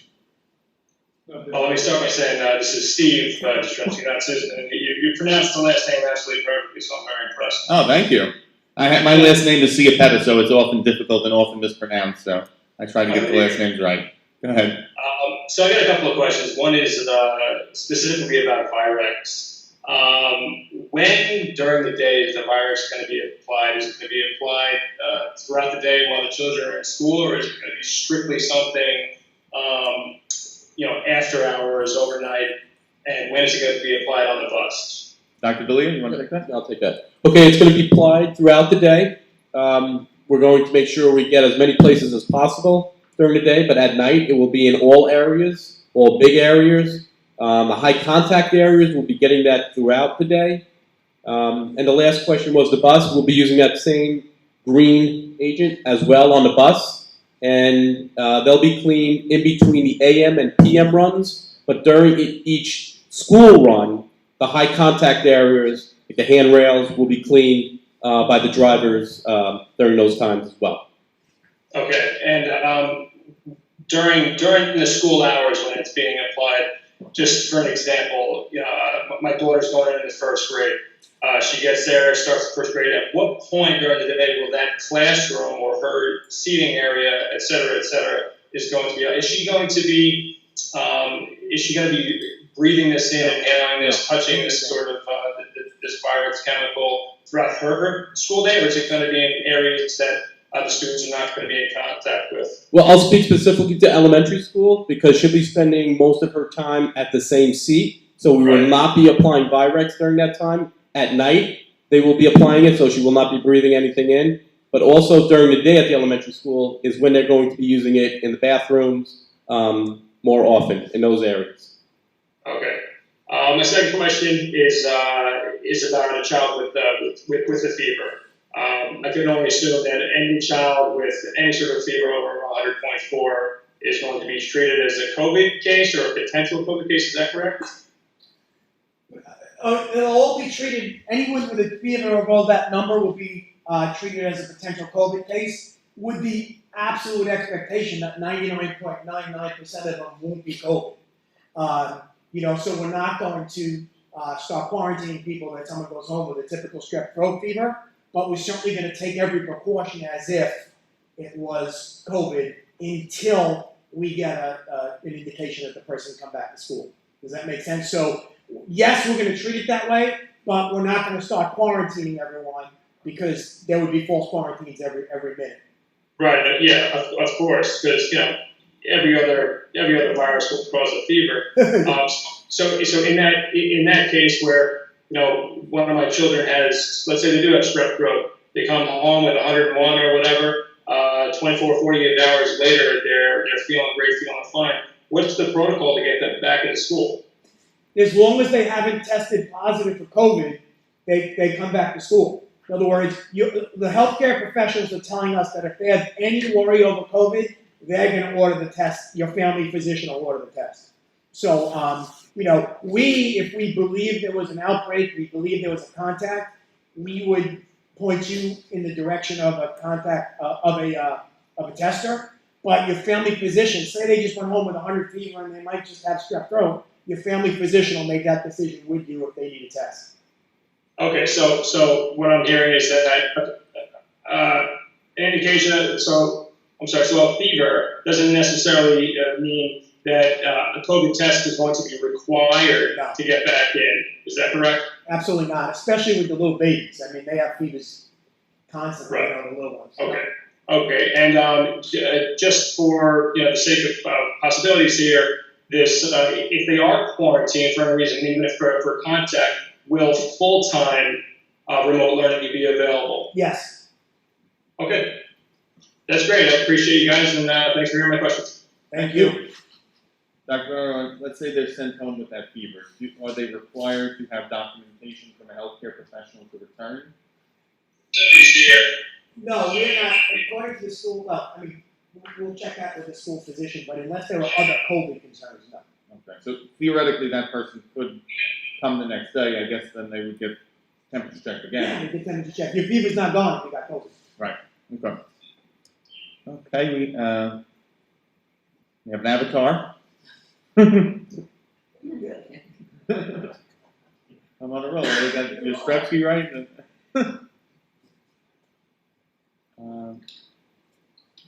I'm going to take it that it's a ma'am. So, ma'am, we're ready when you are.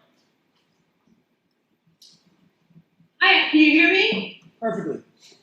Okay, great. Thank you so much for taking my questions and for all the work that you're doing. Can you please just state your name for the record so we know who we're speaking with? Oh, I'm sorry, I typed it in. It's Jean Reader. Hello. Hi, how are you? I have a couple of questions surrounding the remote option for Stimson. I wanted to know if the different subject areas the teachers who will be teaching the remote options will be subject-specific certified. Yes. If there will, yes, okay, I see that. I see you nodding your head, yes, so that's good. I also want to know if there will be a distinction between honors classes and Regents classes. If my boys are in honors classes, I want to know if that would continue. Yes. Okay. And I couldn't hear your answer earlier about whether the high likelihood of the teachers teaching those classes will be actually South Huntington Union Free School District existing teachers, or if they will be new hires or outsourced to other subs and whatnot. We're going to offer the remote assignments to our internal people based on a volunteer basis. So there's a very good chance you'll have some veterans mixed in that group, some 4 or 5 year teachers, and possibly some relatively new people. But we're it's not that we're giving remote to perm subs exclusively. We're not doing that. We're going to offer it to our veterans as well. Okay. And my last question, my last question is, will they be following like a regular school day? I thought I saw somewhere that the day would end earlier for them, for the remote kids. And I guess also, are they going to be having like the non-core subjects being taught as well, or are you still working that out? The day ends 50 minutes, so 5:00, earlier than the typical school day at Silas, Stimson, and the high school would end now for that remote contact period. That's the only difference really in the schedule change. Major difference. And what about would they have the other classes, not just the core subject classes? We're teaching all subjects. All subjects. Okay, thank you very much for your time. Thank you. I have another question sent to me. Is there going to be a nurse's office for routine matters such as cuts, bruises, medication distribution, and a separate office for sick children who are symptomatic, fever, and others such as that they have in pediatric offices? Yes, so there's an isolation room for people that might have COVID, and then there's the nurse's office for your typical nurse operations. Yep. Okay, good, Mr. Nicholas? Yes, I Okay. believe so. I'm reading it. Okay. We're going to take the next person out of the waiting room, Jennifer Garitano Rodriguez. Ready when you are.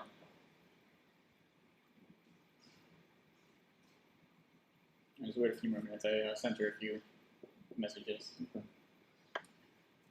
We're waiting. The question on air conditioning came up.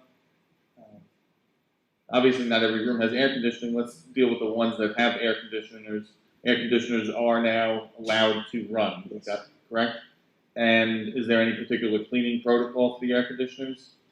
Filters, good. Yeah, we're going to be changing the filters more regularly, every quarter, usually twice a year, spring and fall. We're going to be changing them 4 times a year now, and there'll be more routine cleaning of those machines. Okay. And is that best practice or that's just? It's enhanced practice, I would Okay. say. And everything will be given one hard shot before we return it all. So everything's getting one white tornado. Okay. All right, we have somebody new joining us. Your map is focused on Italy right now. We're ready when you are.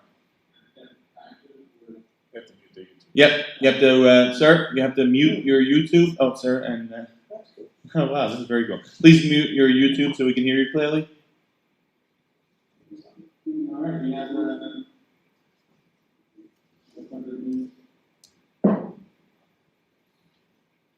Sir, go, we're ready when you are. You just have to mute your YouTube.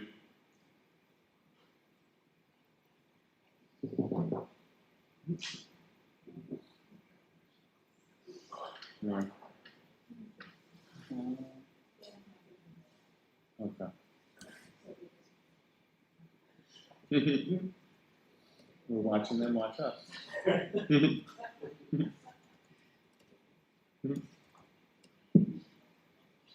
Yep, let's try another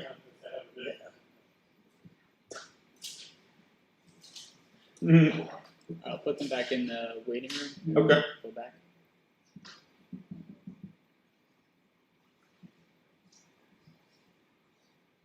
Oh, wait.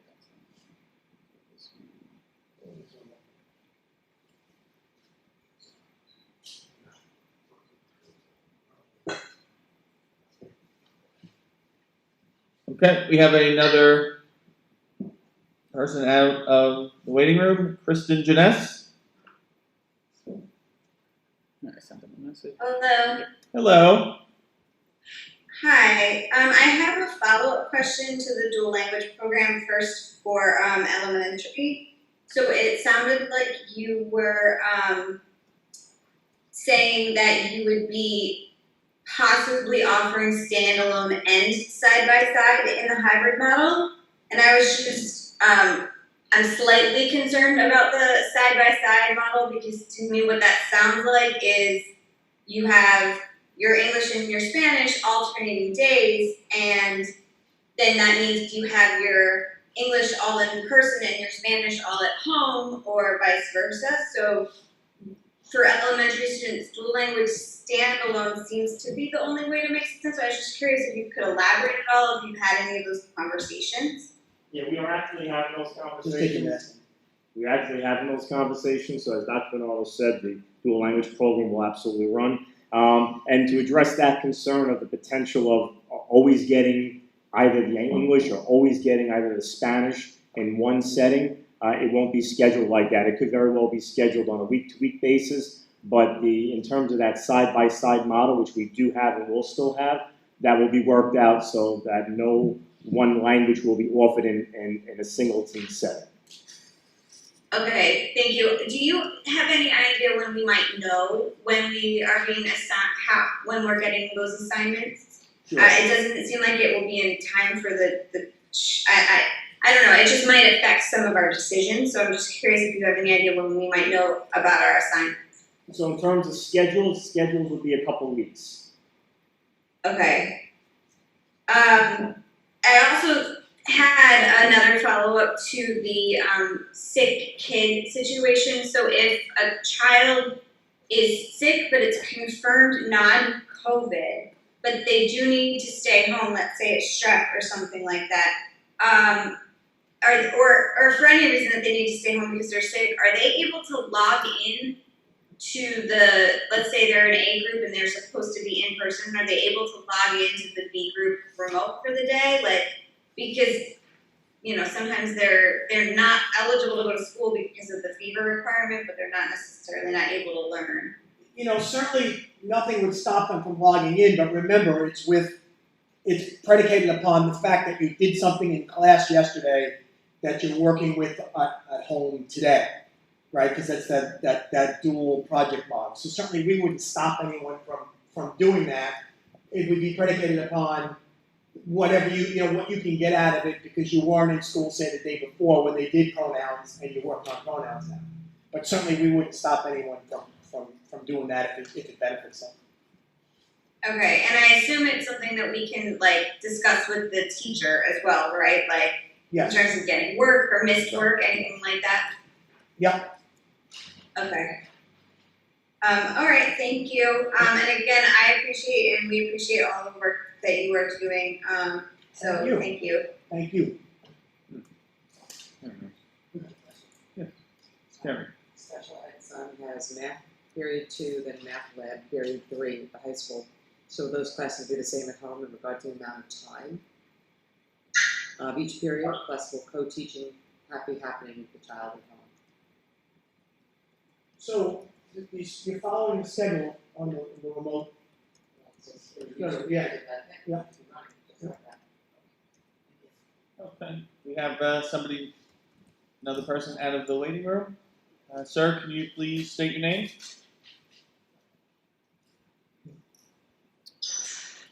Sorry, I accidentally. Okay, there you go. Hi, my name is Dan Rivera. Hello, Dan. Hi guys. First of all, considering this the greatness of this situation, you guys are doing a good job, great job. I know you guys put a lot of hard work into this. Primarily, I want to just get a little bit clarification on the whole virtual model. So when everyone's staying home virtually, are they using Google Meet to see teachers face to face for 6 hours a day? Or is it just kind of in and out or assignments that can be given to the students? It's a combination. So we did not want anyone logged on for 6 hours type of situation because anybody we conferenced with that did try that did not have great success with it in the spring. So what's going to happen is you have blocks of time. So you have your check-in time from 8 to say 8:25, whatever the time it is. You'll see the teacher then, you'll be involved. Then you'll have a 90-minute ELA block. At least 25 minutes of that ELA block, you'll be on live on a Google Meet with the teacher. Then the other hour of that ELA block, you could be in asynchronous instructions, you could be on an independent assignment, you could be in a group assignment. Then you move to the math block. You have at least 25 minutes of that math teacher live again, and then the other 35 minutes asynchronous, different activities. Then you have lunch period, then you move into the specials. So a combination of both. Yeah. Okay, got it. So for every block, they get 25 minutes in front of the teacher, then they get either independent learning or group learning, and they come back to the second block for 25 minutes with the teacher. You got it. Okay, thank you very much. Thank you, sir.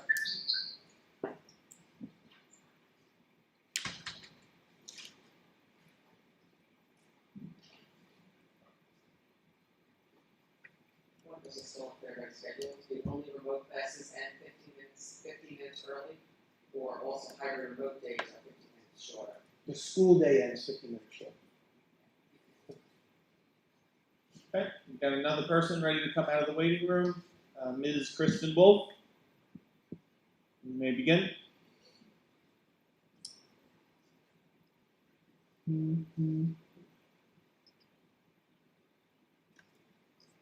Yes, hi, good evening. Can you hear me? Hello, yes.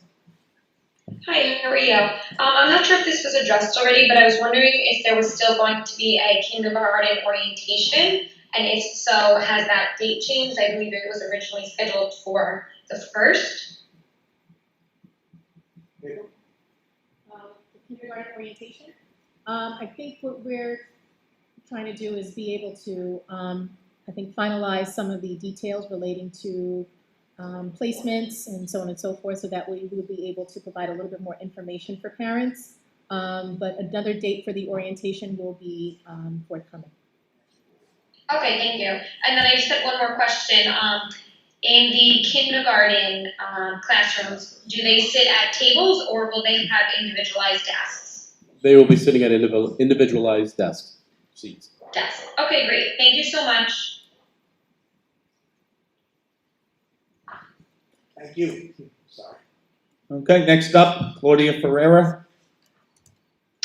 Hi, so I had a few comments and then I guess a couple of questions. So, I mean, I guess I'm just curious what thought was given. I understand space-wise, the 6 feet social distancing, but for households that have 2 working parents, particularly for elementary age students, what are the parents supposed to be doing on those 2 days besides now paying somebody for childcare when usually they would have been at school? And then 2, is there any kind of partnership that the district is working with childcare providers who are able to provide that type of login and assistance, because most kindergarten and first graders can't tell time. So if they're expected to log in at 8 o'clock for a check-in and then go work on their own for 20 minutes, they're not capable of doing that independently.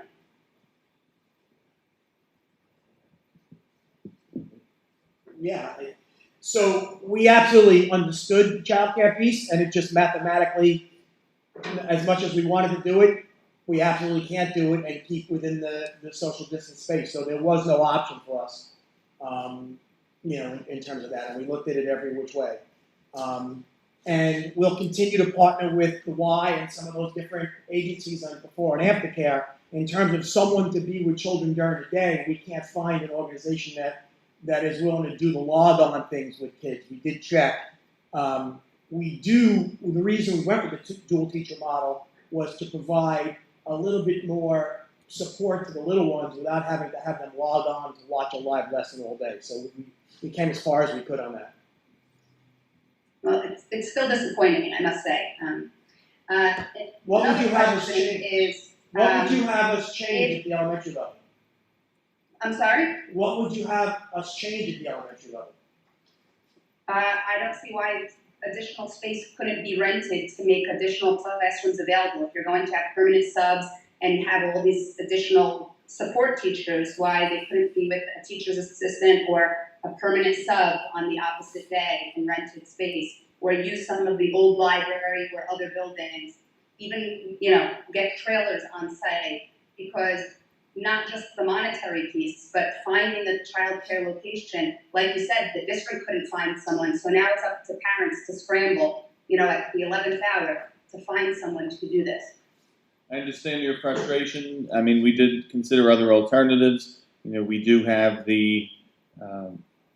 we have a memorial building. We considered briefly whether we could use that or not, but we have a tenant there, and we have a lease with them, and we can't kick them out. And we get $1 million a year for that. And we need that money to fund our operations. In terms of the old library, that's in the process of being sold, and we have tenants there as well. So there's just no other If space. additional funding was needed, why was that not asked for in the budget? Because everybody approved the budget increase, thinking we were going to get a better program, and that didn't happen. Needless to say, it is what it is at this point. What happens? I know at 10 weeks people can make alternative decisions. At what point is low enough in terms of the COVID rates that children can return to school 5 days a week? That's not a district call, that's a state call. And the CDC guidelines say masks when 6 feet cannot be maintained, and 6 feet, without masks. So why is it that we're forcing both? I've read other district plans that are doing one or the other. Well, we're not the only one doing both. There are plenty that are doing both. There were plenty doing both before we made a decision to do both. There is even more since we've made our decision to do both. Those are just guidelines. As we mentioned before, the health department put out 150 pages that was meant to be the floor, not the ceiling. Districts were free to impose additional requirements if they felt that it would keep our students safe. That's exactly what we did here. In fact, earlier today, we saw Dr. Fauci came out with a comment where he recommends universal mask wearing in school districts. So we think that's consistent with his recommendations as well. We're taking every step possible to ensure that we keep our students safe while trying to bring in as many possible. It's a very difficult balancing act, and we're trying to do the best we can under the circumstances. The other part of it now, as far as from conversations I've had, we have to minimize risk.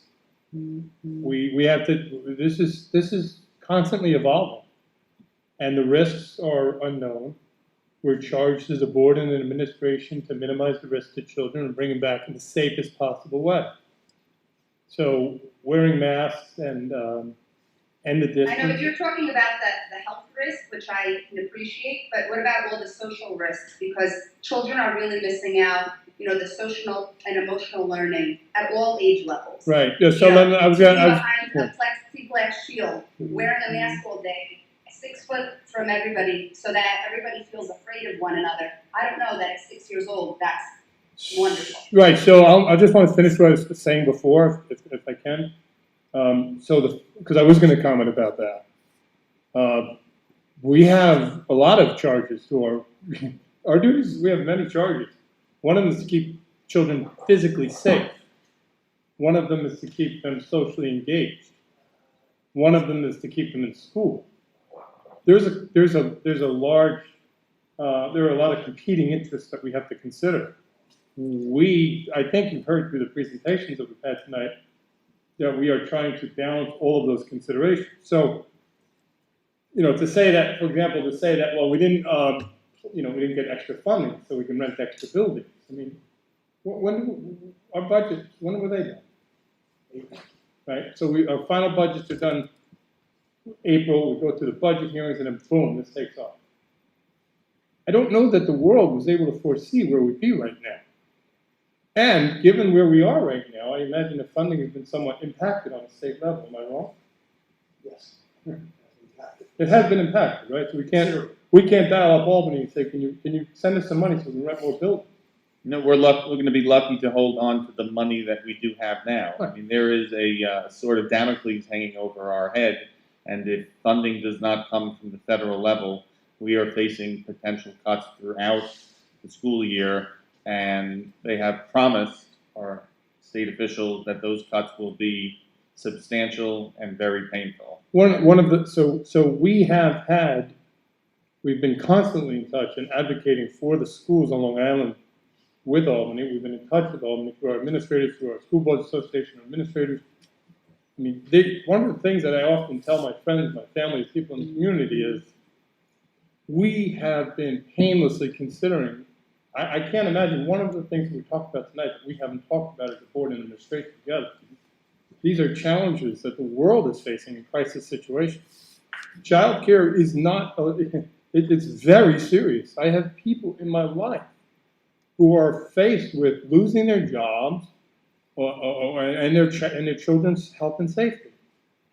I, as one of the members of this board, as part of the duty and responsibility, to make sure that everybody is safe, emotionally safe, socially engaged, and physically safe.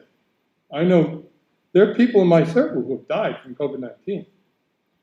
I mean, it's touched my world, So I appreciate the concerns that everybody has about childcare, but trust us when we tell you that it's not as simple as dialing up more money to rent buildings.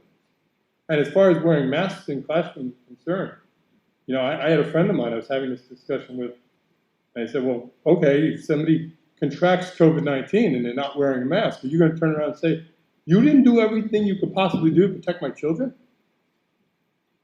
I don't know, but to me, I have to be prudent as a school board member. So I appreciate the concerns, but I can assure the community as a school board member for 12 years that this is a challenge I've never seen before, and we are trying to consider everything. No. Thank you, Ms. Ferrero. We're going to move on to the next person in the waiting room.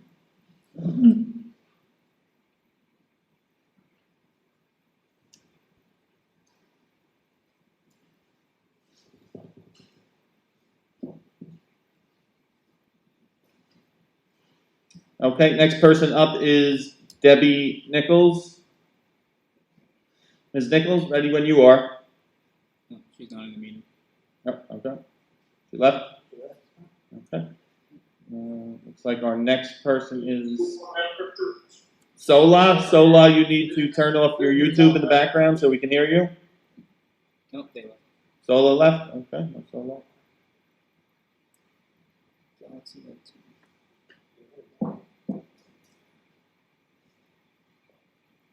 Okay, we got a Galaxy coming up. Galaxy Note 10, you're up.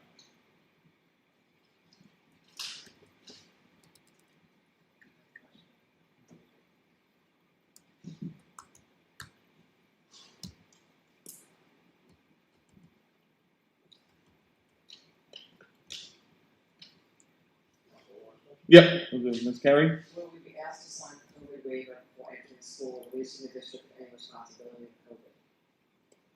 No, there's technically no such thing. A person can't be asked to waive their children's rights, nor can they ask the school district to waive our responsibility of protecting this. Nor will we ask.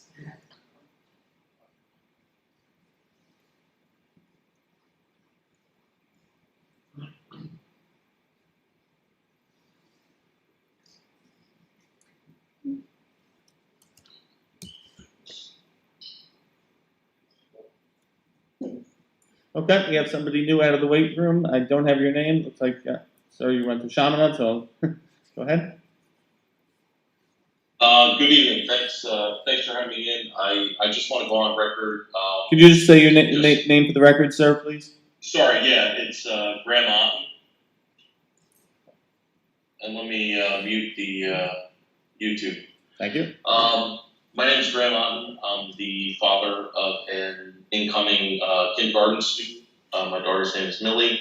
I do want to just go on record and thank all the central administrators, building administrators, and teachers who are just doing incredible work to make sure that our kids can have the best possible education, given these trying times, especially given the lack of leadership from state and federal authorities. Seeing LEAs left to their own, it's really difficult. So I admire all of you for sitting up here and putting in the many hours to make this work. I just want to clarify a couple of things. First of all, I just want to make sure I'm understanding. Kindergartners are going to be required to wear masks. Is that correct? That's correct, yes. Okay, thank you. Beyond the masks, how restrictive, and maybe you could just give me a little bit of a description, how restrictive a learning environment is going to be for elementary students, particularly kindergartners? And again, I'm biased because my daughter's an incoming kindergartner. I think the answer there is that we're going to try to be as humane as possible within the laws that allow us. So, there are certain things in terms of social distancing, right, and in terms of no contact that just aren't typical or normal for the little ones. And so we're going to try to do a lot of social emotional things, bonding activities, and talking to people about ways that we can make the kids feel connected without actually physically touching. Because some of the things will be removed, right, from their ability to play in centers, for example, which is such a key part of this age group. So the answer is a lot of the things are going to be very different, and we've got to try to do everything we can as adults. And I know, we have an amazing staff; they're going to do it, and they're going to work with us on it within those parameters to make the kids feel connected in a different way.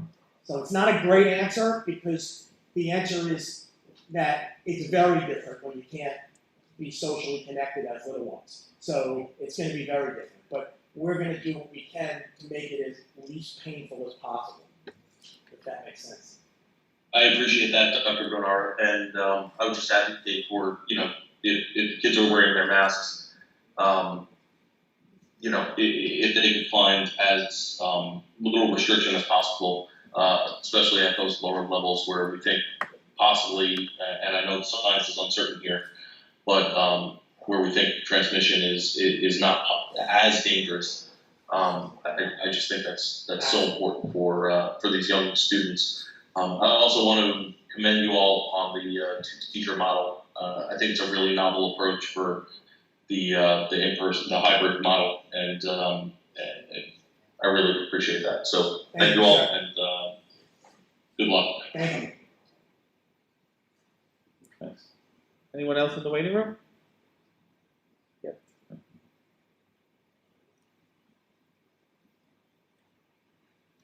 Just before we take the next person out of the waiting room, I understand there were a lot of questions that were emailed to our district clerk at the DOE email address, and we did say that we were going to attempt to respond to them tonight. The amount is overwhelming, and there's no way that we would be able to get through them all tonight, and it's not going to be fair to pick and choose those questions to answer them tonight. accordingly, I think it's the best practice to say that you will get a response. Since they were emailed, you'll get an email response back tomorrow, and or they will be part of a frequently asked question video that Dr. Bernard will do in the next day or so. We promise that all of those questions will get answered. We apologize we weren't able to get through them tonight, but obviously there were we had to get through the presentation, and there were a lot of people in the wait room, and we were taking those people in the wait room first. We'll get there. We will get to everyone. We'll get there. Okay, thank you. Okay. Anything else? I think we have a few more people in the wait room.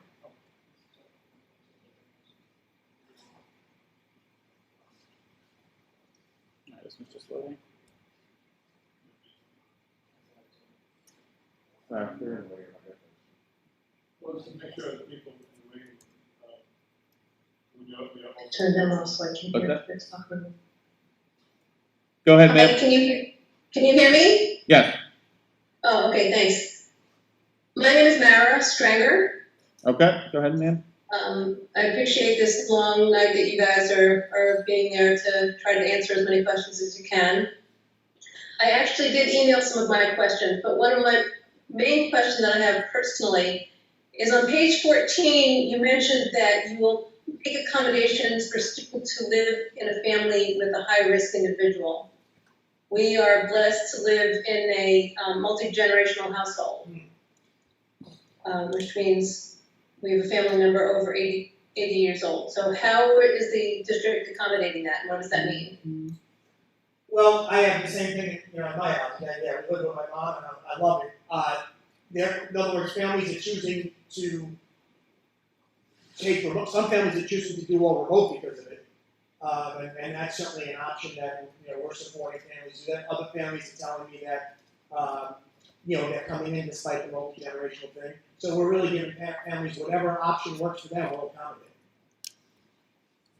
So, I mean, if the student then decides, if we decide that our son in high school will go to high school, there's no other specific accommodations in a high school for families who live with members who are at high risk? I mean, we couldn't do anything.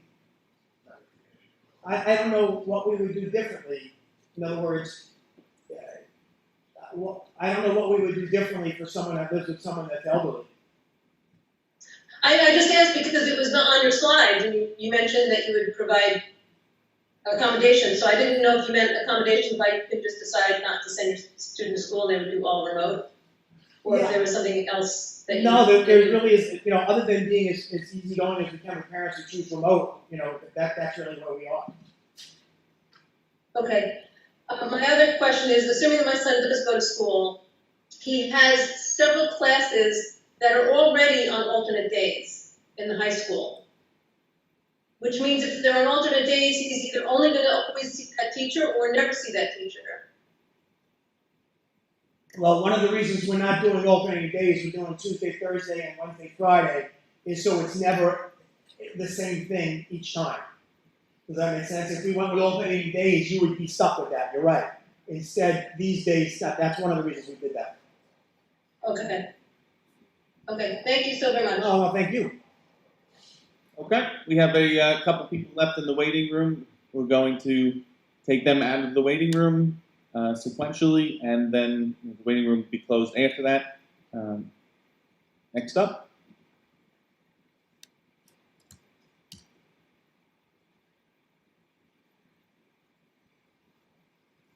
I sent them a message. Okay.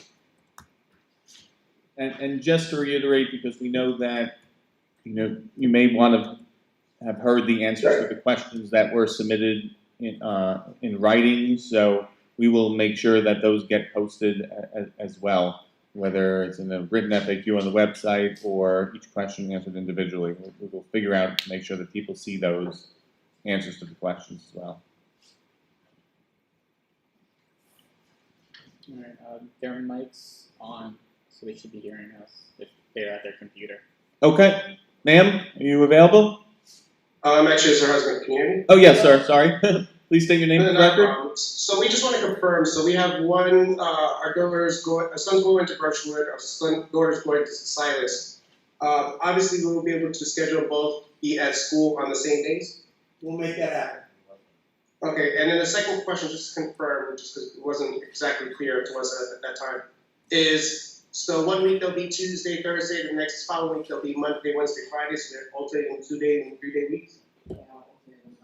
No, the only thing alternating is Monday. So if you end up with Tuesday, Thursday individual, your Tuesday, Thursday with alternating Monday. So 1 week you'll be Monday, Tuesday, Thursday. Next week it'll just be Tuesday, Thursday, like that.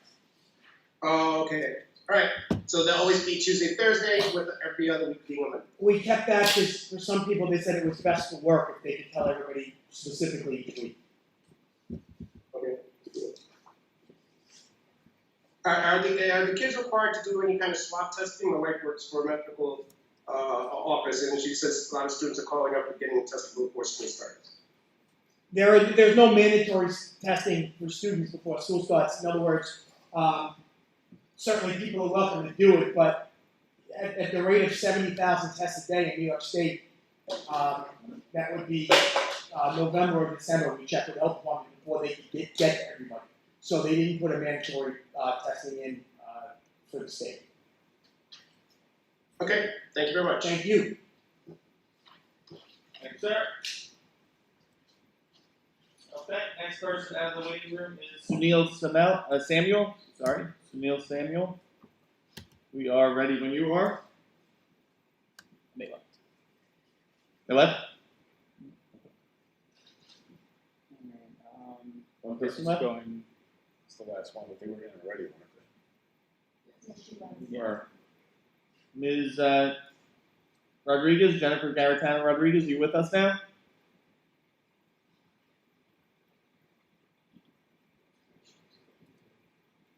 That's it. She's gone. Okay. So we have cleared the waiting room. We're going to take a couple minute break. I just want to let you know what's going to happen next. When we come back in, we go into our regular business. We go into our regular business agenda meeting, and the first item, after some routine business and communications on there, is the approval of the reopening plan for the 2020-2021 school year. And at that time, Board of Education members will have the opportunity to make any comments or questions on that plan before voting. So. We also, at that point, should we first take up the scheduling through the plan? Do we not need to first move back today? I don't think it has to. No, I think they're two separate things. I think we'll just take a motion to add it on once we get to, we'll make it new business item 18, I think. Jeez. I didn't put that, you know what, I didn't put that, because I didn't need it. I knew there was some. Hey, Sid. Hey, Lynn. Okay. We are back. And we're going to go right into our business portion of our meeting. Do I have a motion to adopt the agenda? Ms. Carey, seconded by Mr. Joyner. Any questions on the agenda? All in favor? Any opposed? All right, the agenda is adopted. Items C through F require one resolution for adoption. Those are our minutes, bids, and schedule of bills. Motion to discuss. Mr. Nickwitz, seconded by Ms. Carey. Any questions on those items? All in favor? Any opposed? All right. We're moving into item number 8, communications. We have a letter from Dennis Callahan, the president of the South Huntington Teachers Association. He has asked that I read this communication prior to the board voting on the adoption of the reopening plan. I'll read it now. Mr. Ciapetta and the Board of Education, this week you were charged with a serious matter, the approval of a reopening plan for our district. At present, the recommendation is to reopen under a hybrid plan. I must urge you to reconsider that option. Last week, Governor Cuomo gave you the option of choosing full in-person, hybrid, or remote. Obviously, full in-person is the best from an educational and developmental perspective. We all know that at the present time, this option is not feasible due to the district's physical limitation. Until such time it is possible to fully return in person, I must urge you to consider full remote as the next best choice. I fully understand the political pressure you are facing from those that want some sort of face-to-face interaction. However, the type of interaction offered under a hybrid plan is not anything like the teaching world that we left in March. Students will not be able to collaborate with their peers as they did in the past. They will not be able to eat lunch with their friends. In addition, they will be asked to wear a mask for a full school day. This is not going back to school as we know it. It is a brand new frontier. At the very least, we have experience with the remote model. Whereas the plan we used last spring was hastily conceived, we have learned from the past and perfected the model. This is the safest and most logical placeholder until we can all safely return to school. The protocols of quarantine will provide a disjointed educational experience to all participants. Parents are asked to fashion a home schedule that revolves around students being home 2 to 3 days per week. However, we are all fully expect the plan to revert to full remote at some point. Parents will be forced to scramble and suddenly accommodate their children being home full-time without any lead time in order to make these arrangements. From a safety perspective, we are simply gambling with the unknown if we bring students back at this time. We should heed the lessons of schools across the country that opened and then needed to close in the span of just a few days. If we physically reopen our schools at this time, people will become ill. Some will be our students, some will be our staff, some will be family members that experience social transmission of the virus. This is a fact. The only unknown is how many will become ill, and will any of those lose their battle with the virus. The teachers of our district will work to the best of their ability to make the best of any of these plans. However, I cannot, in good conscience, endorse the hybrid model. While we will never be able to prove that we overreacted to this pandemic, an underreaction will have clear and measurable human statistics. I beseech you to act bravely in the best interest of safety, despite the possible political ramifications of that decision. Respectfully, Dennis Callahan, President, South Huntington Teachers Association. Next, we have a communication from Jason Harmon, and he's writing to congratulate our district on having been recognized as a recognition school. The school is among those in New York State that have high academic achievement, growth, and education and graduation rate, and have made progress during the 2018-19 school year late, and closes a certificate that celebrates the success of your district in supporting educational excellence. We applaud your efforts and look forward to assisting your district in having all of its students achieve college and career readiness. Thank you, Mr. Harmon, and we proudly accept that recognition. It's a testament to all of the good work that we're doing. And then last, we have a memo from Ms. April Capillo regarding the dismissal of a McKinney-Vento appeal. All right. Any questions on any of those communications? Okay. With that said, we move into new business item number 1. Sorry. Which is the reopening plan resolution. Is there a motion to discuss? Mr. Nikowitz, seconded by Ms. Carey. The resolution on the table is that the Board of Education of the South Huntington Union Free School District hereby approves the 2020-2021 school reopening plans as submitted to the State of New York Educational Department on August 5th, 2020 to be implemented accordingly. Comments by board members? I just want to thank everybody. I would like to thank everybody once again. This has been a monumental undertaking. We received a large assignment from the state government, and with as limited a help as we can get, figuring out our respective communities. Our administration and my fellow board members have worked tirelessly to figure out the best, not the perfect, but the best. Never, ever, ever let the perfect interfere with the best. And with what we have at hand, the risks, the knowns and the unknowns, the amount of time that all of our administrators put into this, I consider myself blessed to be a part of this community because of the hard work of all of you. And I can't tell anybody that I know that this is a perfect solution with foresight.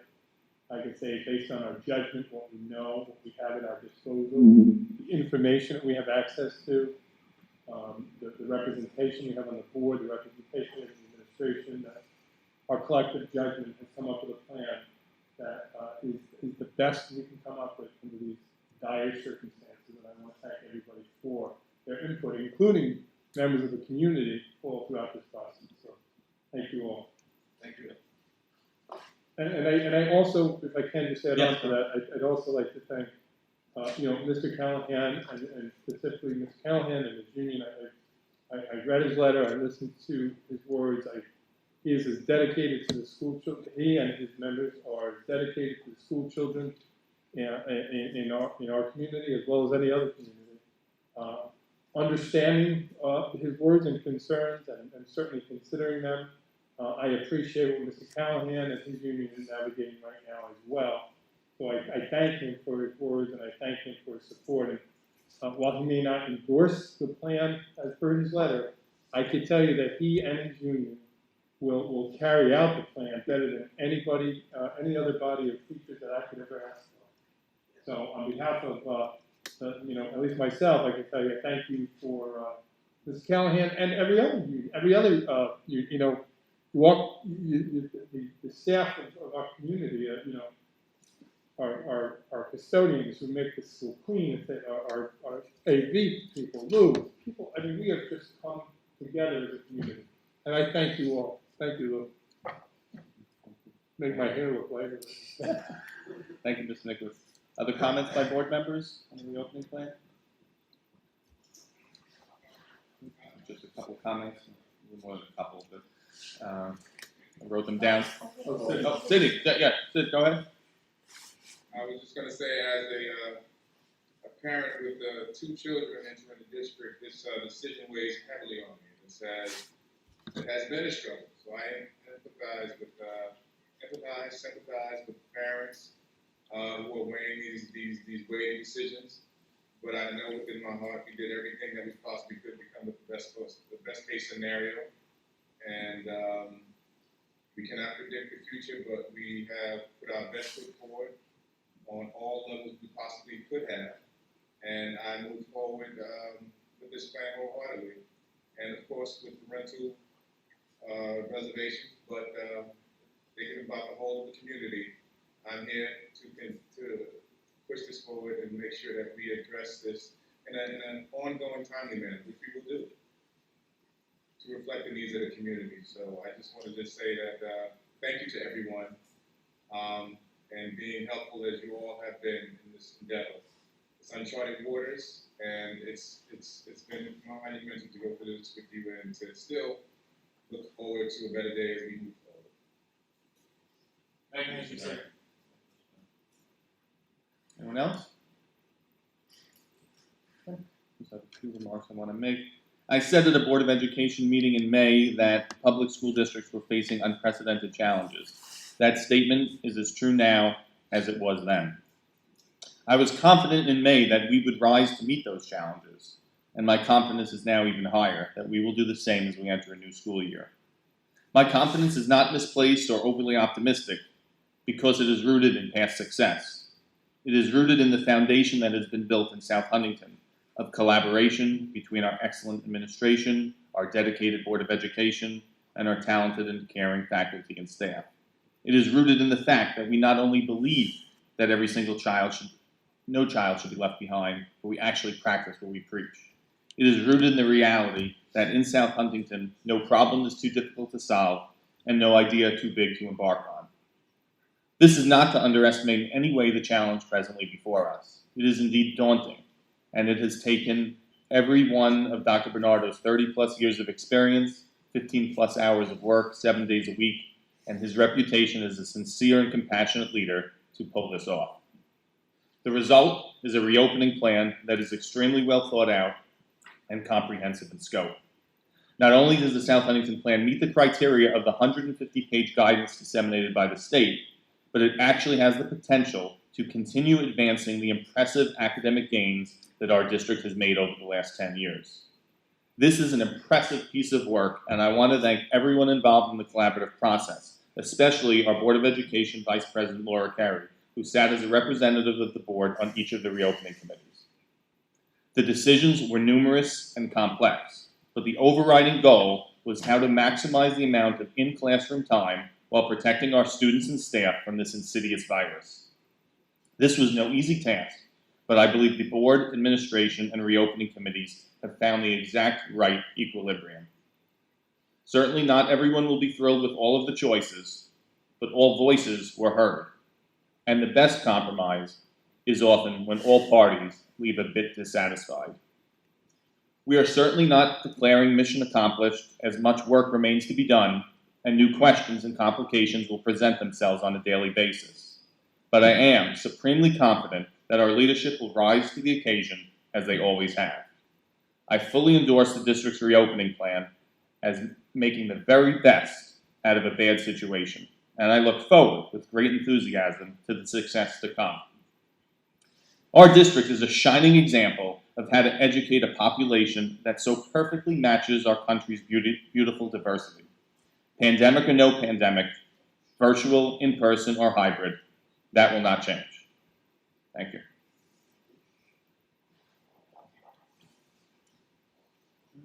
Anything further?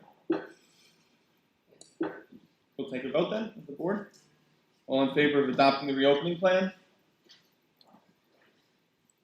Okay, reopening plan is adopted. Thank you, Dr. Bernardo, once again. Thank you all.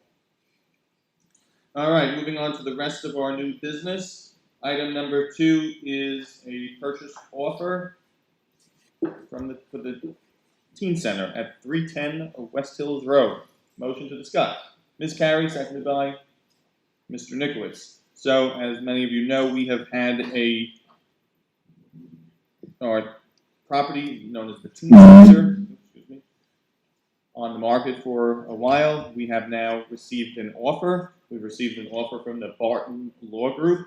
The offer is in the amount of $910,000, and it's conditioned on a closing taking place after January 1st, 2021, and also conditioned and subject to the reassessment of the property and a lowering of the taxes. And that's mainly the offer, but also Mr. Barton is interested in providing services to the school district and establishing a relationship with them and our students who may be interested in the practice of law. Does the board have any questions on the offer? All in favor? Any opposed? All right, Dr. Blee, I thank you for your work on this.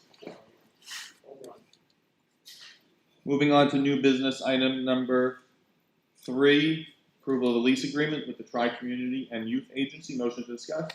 Ms. Carey, seconded by Mr. Joyner. Okay, this is a resolution with regard to a new lease arrangement between the district and Tri-CYA.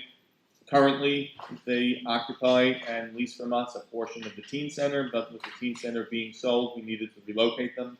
This is a tremendous community organization, though, and we wanted to find new space, and we're finding new space for them at Whitman High School and Stimson Middle School, and it's going to be for a 1-year deal. Board have any questions? All in favor? Any opposed? Okay, this agreement is approved. All right, moving on to new business item number 4 is the extension of a Realtor RFP. Motion discussed. Mr. Joyner, seconded by Ms. LaCara. This is a Realtor that we've used now for a couple of years to try to sell the district's properties, first of which being the teen center, so we had success on that, and we want to continue this relationship through December 6th, 2020. Board have any questions? All in favor? Any opposed? Okay.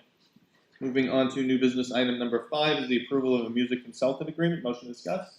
Ms. Carey, seconded by Ms. LaCara. This is a consulting agreement with Alan Dietz, former teacher at the high school, and he's been helping us since his retirement on a number of ways, specifically with our music program, facilitating NISMA festivals, and reporting directly to the superintendent of schools. Any questions by the board? All in favor? Any opposed? All right. Resolution is adopted. 5-0.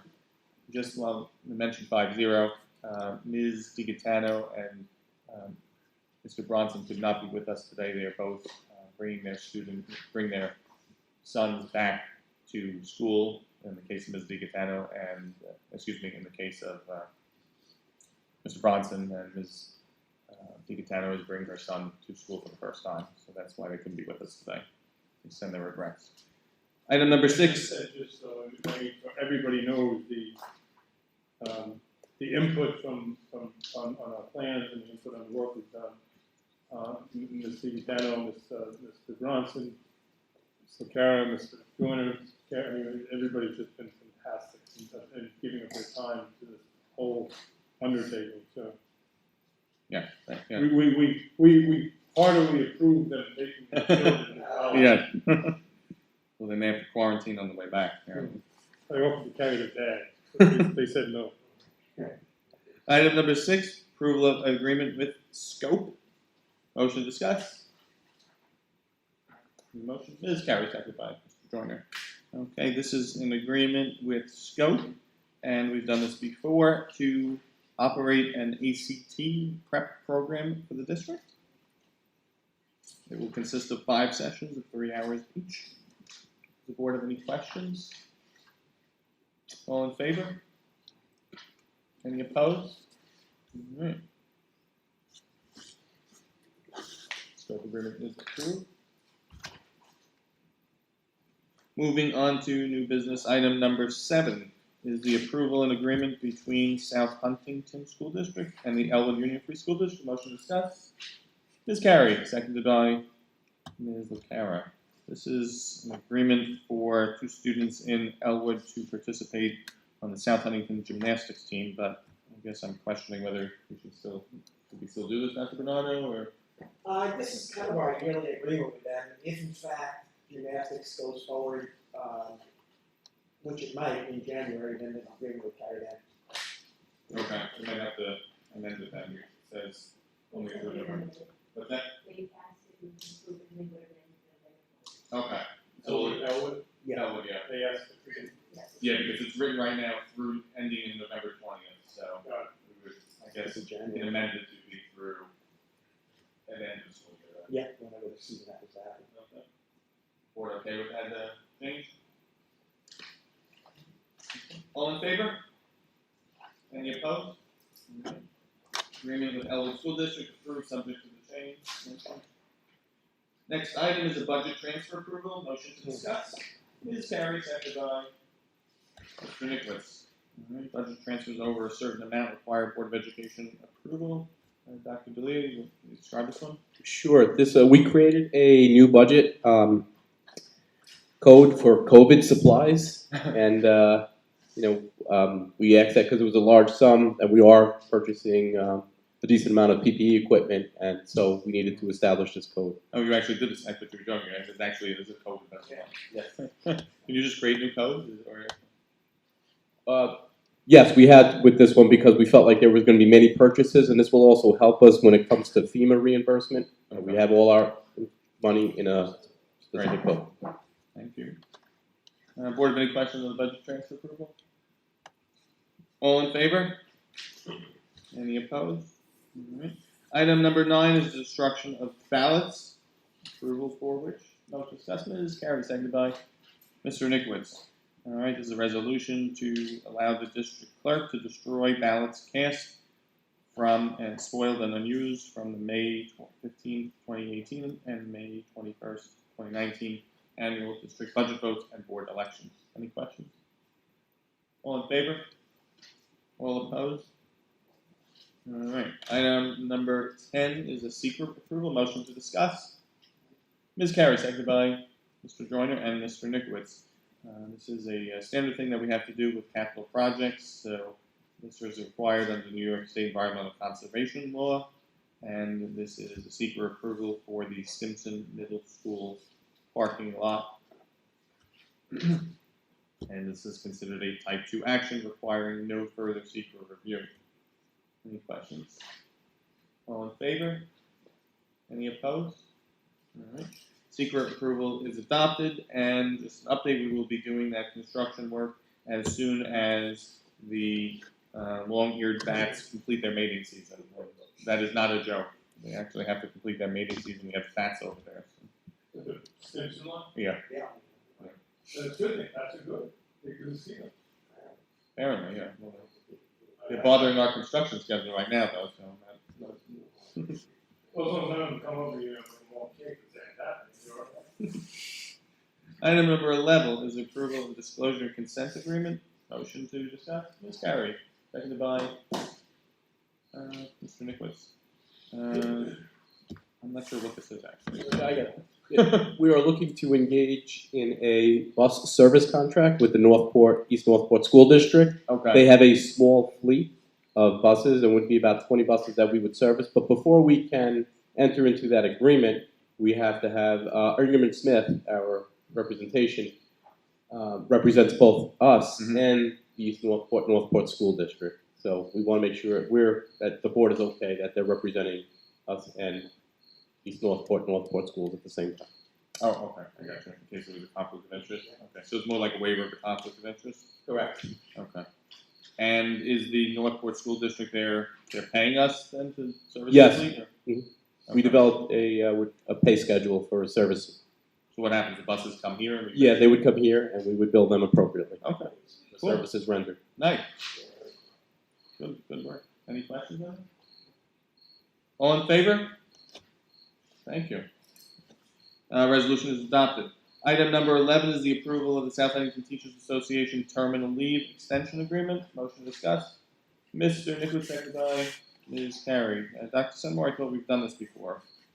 This is actually for the summer terminal leave enhancement. It extends the deadline essentially by 2 weeks to next Monday, 3 p.m.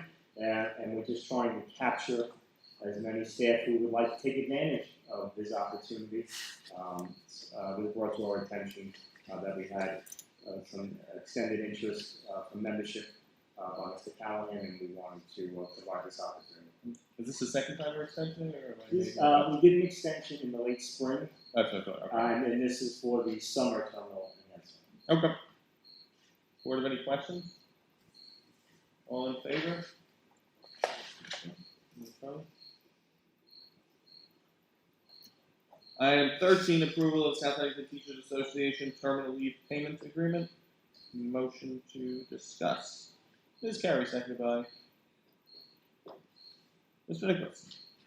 Dr. Seymour? So the terminal leave agreement that you just, in a previous resolution, granted the extension, requires that there be a minimum of 10. And as of today's date, we have 9. And because we want to, inform the 9 people, we also want to move forward with our staffing and scheduling. We ask that you accept the 9 right now, so we can, give them that notification and also move forward with our own planning. We could always get the 10th or beyond, but at least we could do this formal notification and scheduling and staffing immediately. And this is a waiver for this year only, right? Right. This terminal leave enhancement agreement, they have to retire by the end of the summer. No, I'm sorry, the 10-unit member requirement? We're just waiving it for this year, right? Yes. Okay. Well, it's directly tied to this enhancement. It's not part of the regular collective bargaining agreement. Okay, I'm just wondering if we should say in the resolve clause, waives this for this purpose only. You know, we're not waiving that provision of the collective bargaining agreement for all time now. Yeah, okay. In the second one, right? Yeah. Well, no, it's the resolve clause. I'll review the agreement just to make sure it's limited. Yeah, I'll change it. Board have any questions?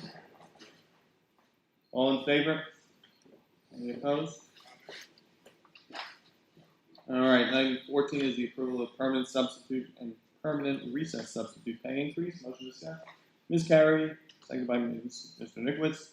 This is increasing the permanent sub and physical education recess substitute pay to $135 per day. We discussed this during the presentation. Any questions? All in favor? All opposed? All right, approval is granted unanimously. Item 15 is the declaration of obsolete equipment. And items most discussed. Ms. Carey, seconded by Mr. Nicholas. We're declaring certain items obsolete, including laptops, Standard procedure. Board have any questions? All in favor? Any opposed? All right. Item 15 is adopted. Moving on to item 16 is the approval of the building level emergency response plan. Motion to discuss. Ms. Carey, seconded by Mr. Nickowitz and Mr. Joyner. Dr. Glia? Yes, this is our yearly requirement that we do before the school year begins, that we seek board approval for each of the building's emergency response plans. Excellent. Any further questions? All right. All in favor? Any opposed? All right. Adopted unanimously. Item 17 is recommendations for the placements by the Committee on Special Education, dates listed, and the Committee on Preschool Special Education, dates listed. Mr. Nickowitz, seconded by Ms. LaCara and Ms. Carey. Any questions on the placements? All in favor? Any opposed? That's new business item number 17. I believe we need to add a new business item number 18. Mr. Nickowitz, would you like to make a motion to amend the agenda? Add a motion to add to the agenda consideration of changing the schedule so that we push our start date back approximately a week and just Okay. And the new start date would be September 8th, is that correct? Student start date would be September 8th, staff start date would be still So the 31st. So the staff start date, so motion to move the student start date to September 8th. Okay. Good. Now we need a second. Is there a second? Seconded by Ms. LaCara. All in favor? Any opposed? Okay. That was the motion to add it to the agenda. Now we need to do the motion to approve new business item number 18. Is there a motion? Mr. Nickowitz, seconded by Mr. Joyner. All in favor? Any opposed? Okay. So that school year is being changed September 18th, September 8th. I guess we'll communicate that in the ordinary course. Okay. Personnel schedules are listed 2, 4, 5, 6, 7, 9, 11, 12, 15, 16, 19, 20, and 22. Motion to discuss. Mr. Joyner, seconded by Mr. Nickowitz. Are there any questions on the personnel schedules? All in favor? Any opposed? Okay. Personnel schedules are adopted. Information and reports are listed. Item N is. The order again? No, that's me. Item N is the audit committee meeting minutes from July 14th. Mr. Nickowitz, anything to report? Yeah, we had a meeting via Google Meet. Dr. Delia and I and the committee, we discussed the issues that are facing the district. Sometimes during these trying times, some payments being released without full review, but they were subsequently reviewed, so we confirmed no payments. We did speak. We had our auditors from the Rocky Smith assistant. We did speak much about that. Because of the times we're in and the issues we face, we understand that there's some, there are going to be some fits and starts to our payment process, but because of these times, it's just necessary. And the good news is that everything checks, so of course, afterwards. Well, I'm very comfortable. Yeah, I mean, we're very comfortable with what we've been doing from the audit perspective. We have also had a presentation from Rocky about the engagement regarding the 2020 Medicaid program that they're undertaking, and that's going to be their next major review, covering the 2017-18 and 2018-19 years. So we're in good hands. Excellent. With people looking at our finances. Thank you, Mr. Nickowitz. And along with finances, we're going to discuss it today because there's too much here. We're going to look at sending a letter potentially to our elected officials regarding additional funding through whatever act in Congress to make up any potential gaps. So we're going to look at that, and Dr. Bernard will prepare that and circulate that for your approval. Future meetings are listed September 9th, 23, and 14th. They're all scheduled to be at the Hayden offices. Who knows how we'll be doing them yet. Comments by board members? All right. Thank you, everyone. Voice of the resident. I assume we have no more voices. All right. With that said, thank you all. We'll take a motion to adjourn. Ms. Terry, second.